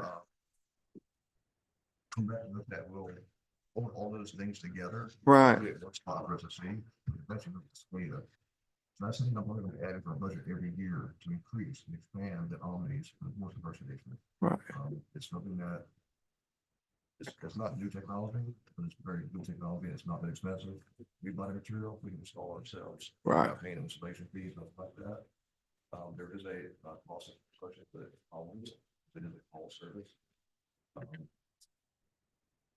Actually, I think Omni's actually sent out a cellular signal to us, where the old system would have that whole line, each one had that result.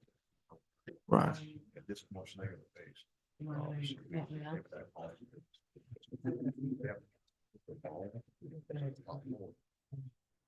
For this station, you can see, flows. I mean, they have a lot of options with these Omnis. That's a great benefit for us. Right, because we're learning about this. Right. So as we're doing cloud-based. Right. phone system, Right. And we're looking at those old phone lines that you have. Right. Yeah, so we're gonna end up not having those old phone lines at those lift stations. Right. And it's gonna be based on cellular. Satellite. But you're. Yeah.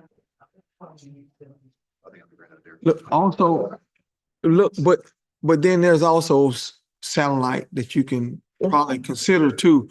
I do know that we've just got a satellite system that we use for some of the graduation things, and so that went very, very well.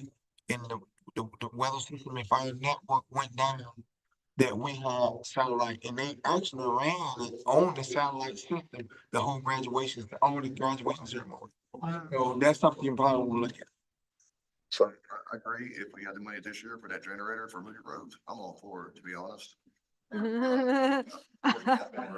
I would never want to be one that says you can't have what you need and we have a event.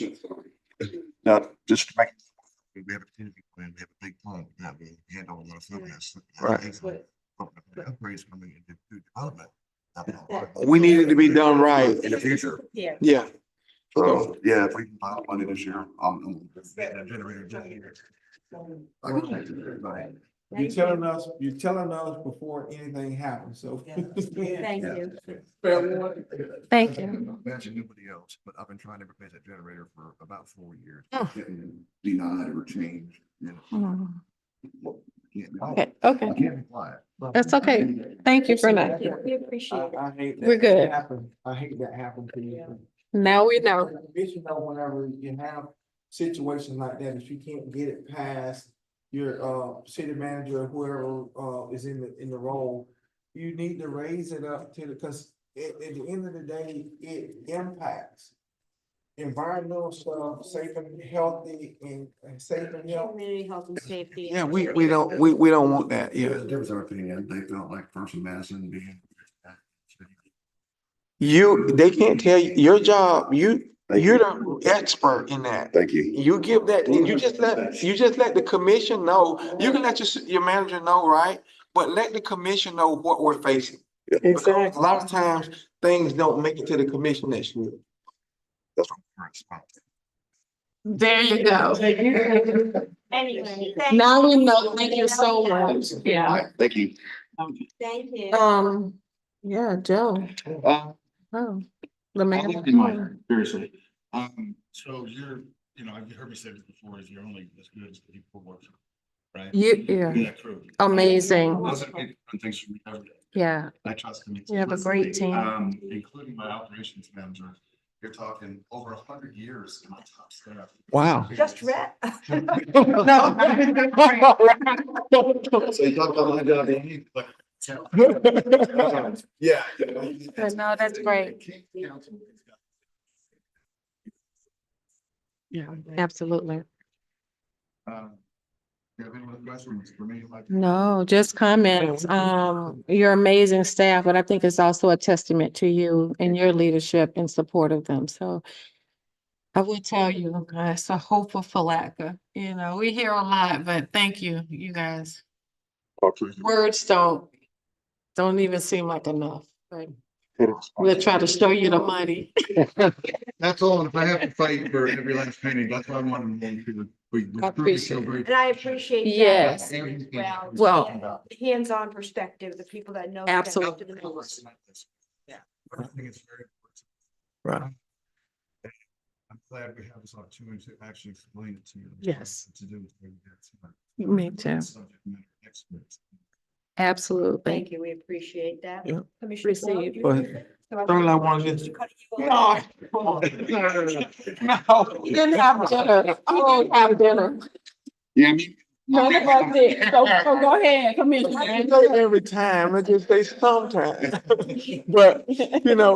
But, again, you guys have phenomenal staff. I mean, if, weren't for you guys, the city wouldn't be in the shape that it's in right now again. And, anything that we can do to help, make sure that if you're not getting it through to your supervisor, your city manager, or whoever, then the commission, we need to know about those things, and we can work with the city managers to kind of help in that regard, especially if it's something that's going to impact our city in a way where it's impacting life, health and safety. We should never ever have people to say, okay, well, we don't want to go with this option because of X, Y, Z. No, let the commission decide that at the end of the day. But again, we want to thank you guys. Y'all are awesome. And thank you for. And I do want to say, Ms. Carly, thank you very much, because this is my first budget workshop series. Yeah. And it's been very well presented. So I want to thank you for a job well done. And to the city staff. Yes. Thank you. What we call it, team talk. And we stand on each other's shoulders. No one fails. We don't feel like it's necessary to fail, but we can all win. That's it. Thank you, my pleasure. Have a wonderful evening, everybody. Thank you. Motion to adjourn. We set it all for me. I don't need to talk. Well, apparently not. She done talked enough. Sure.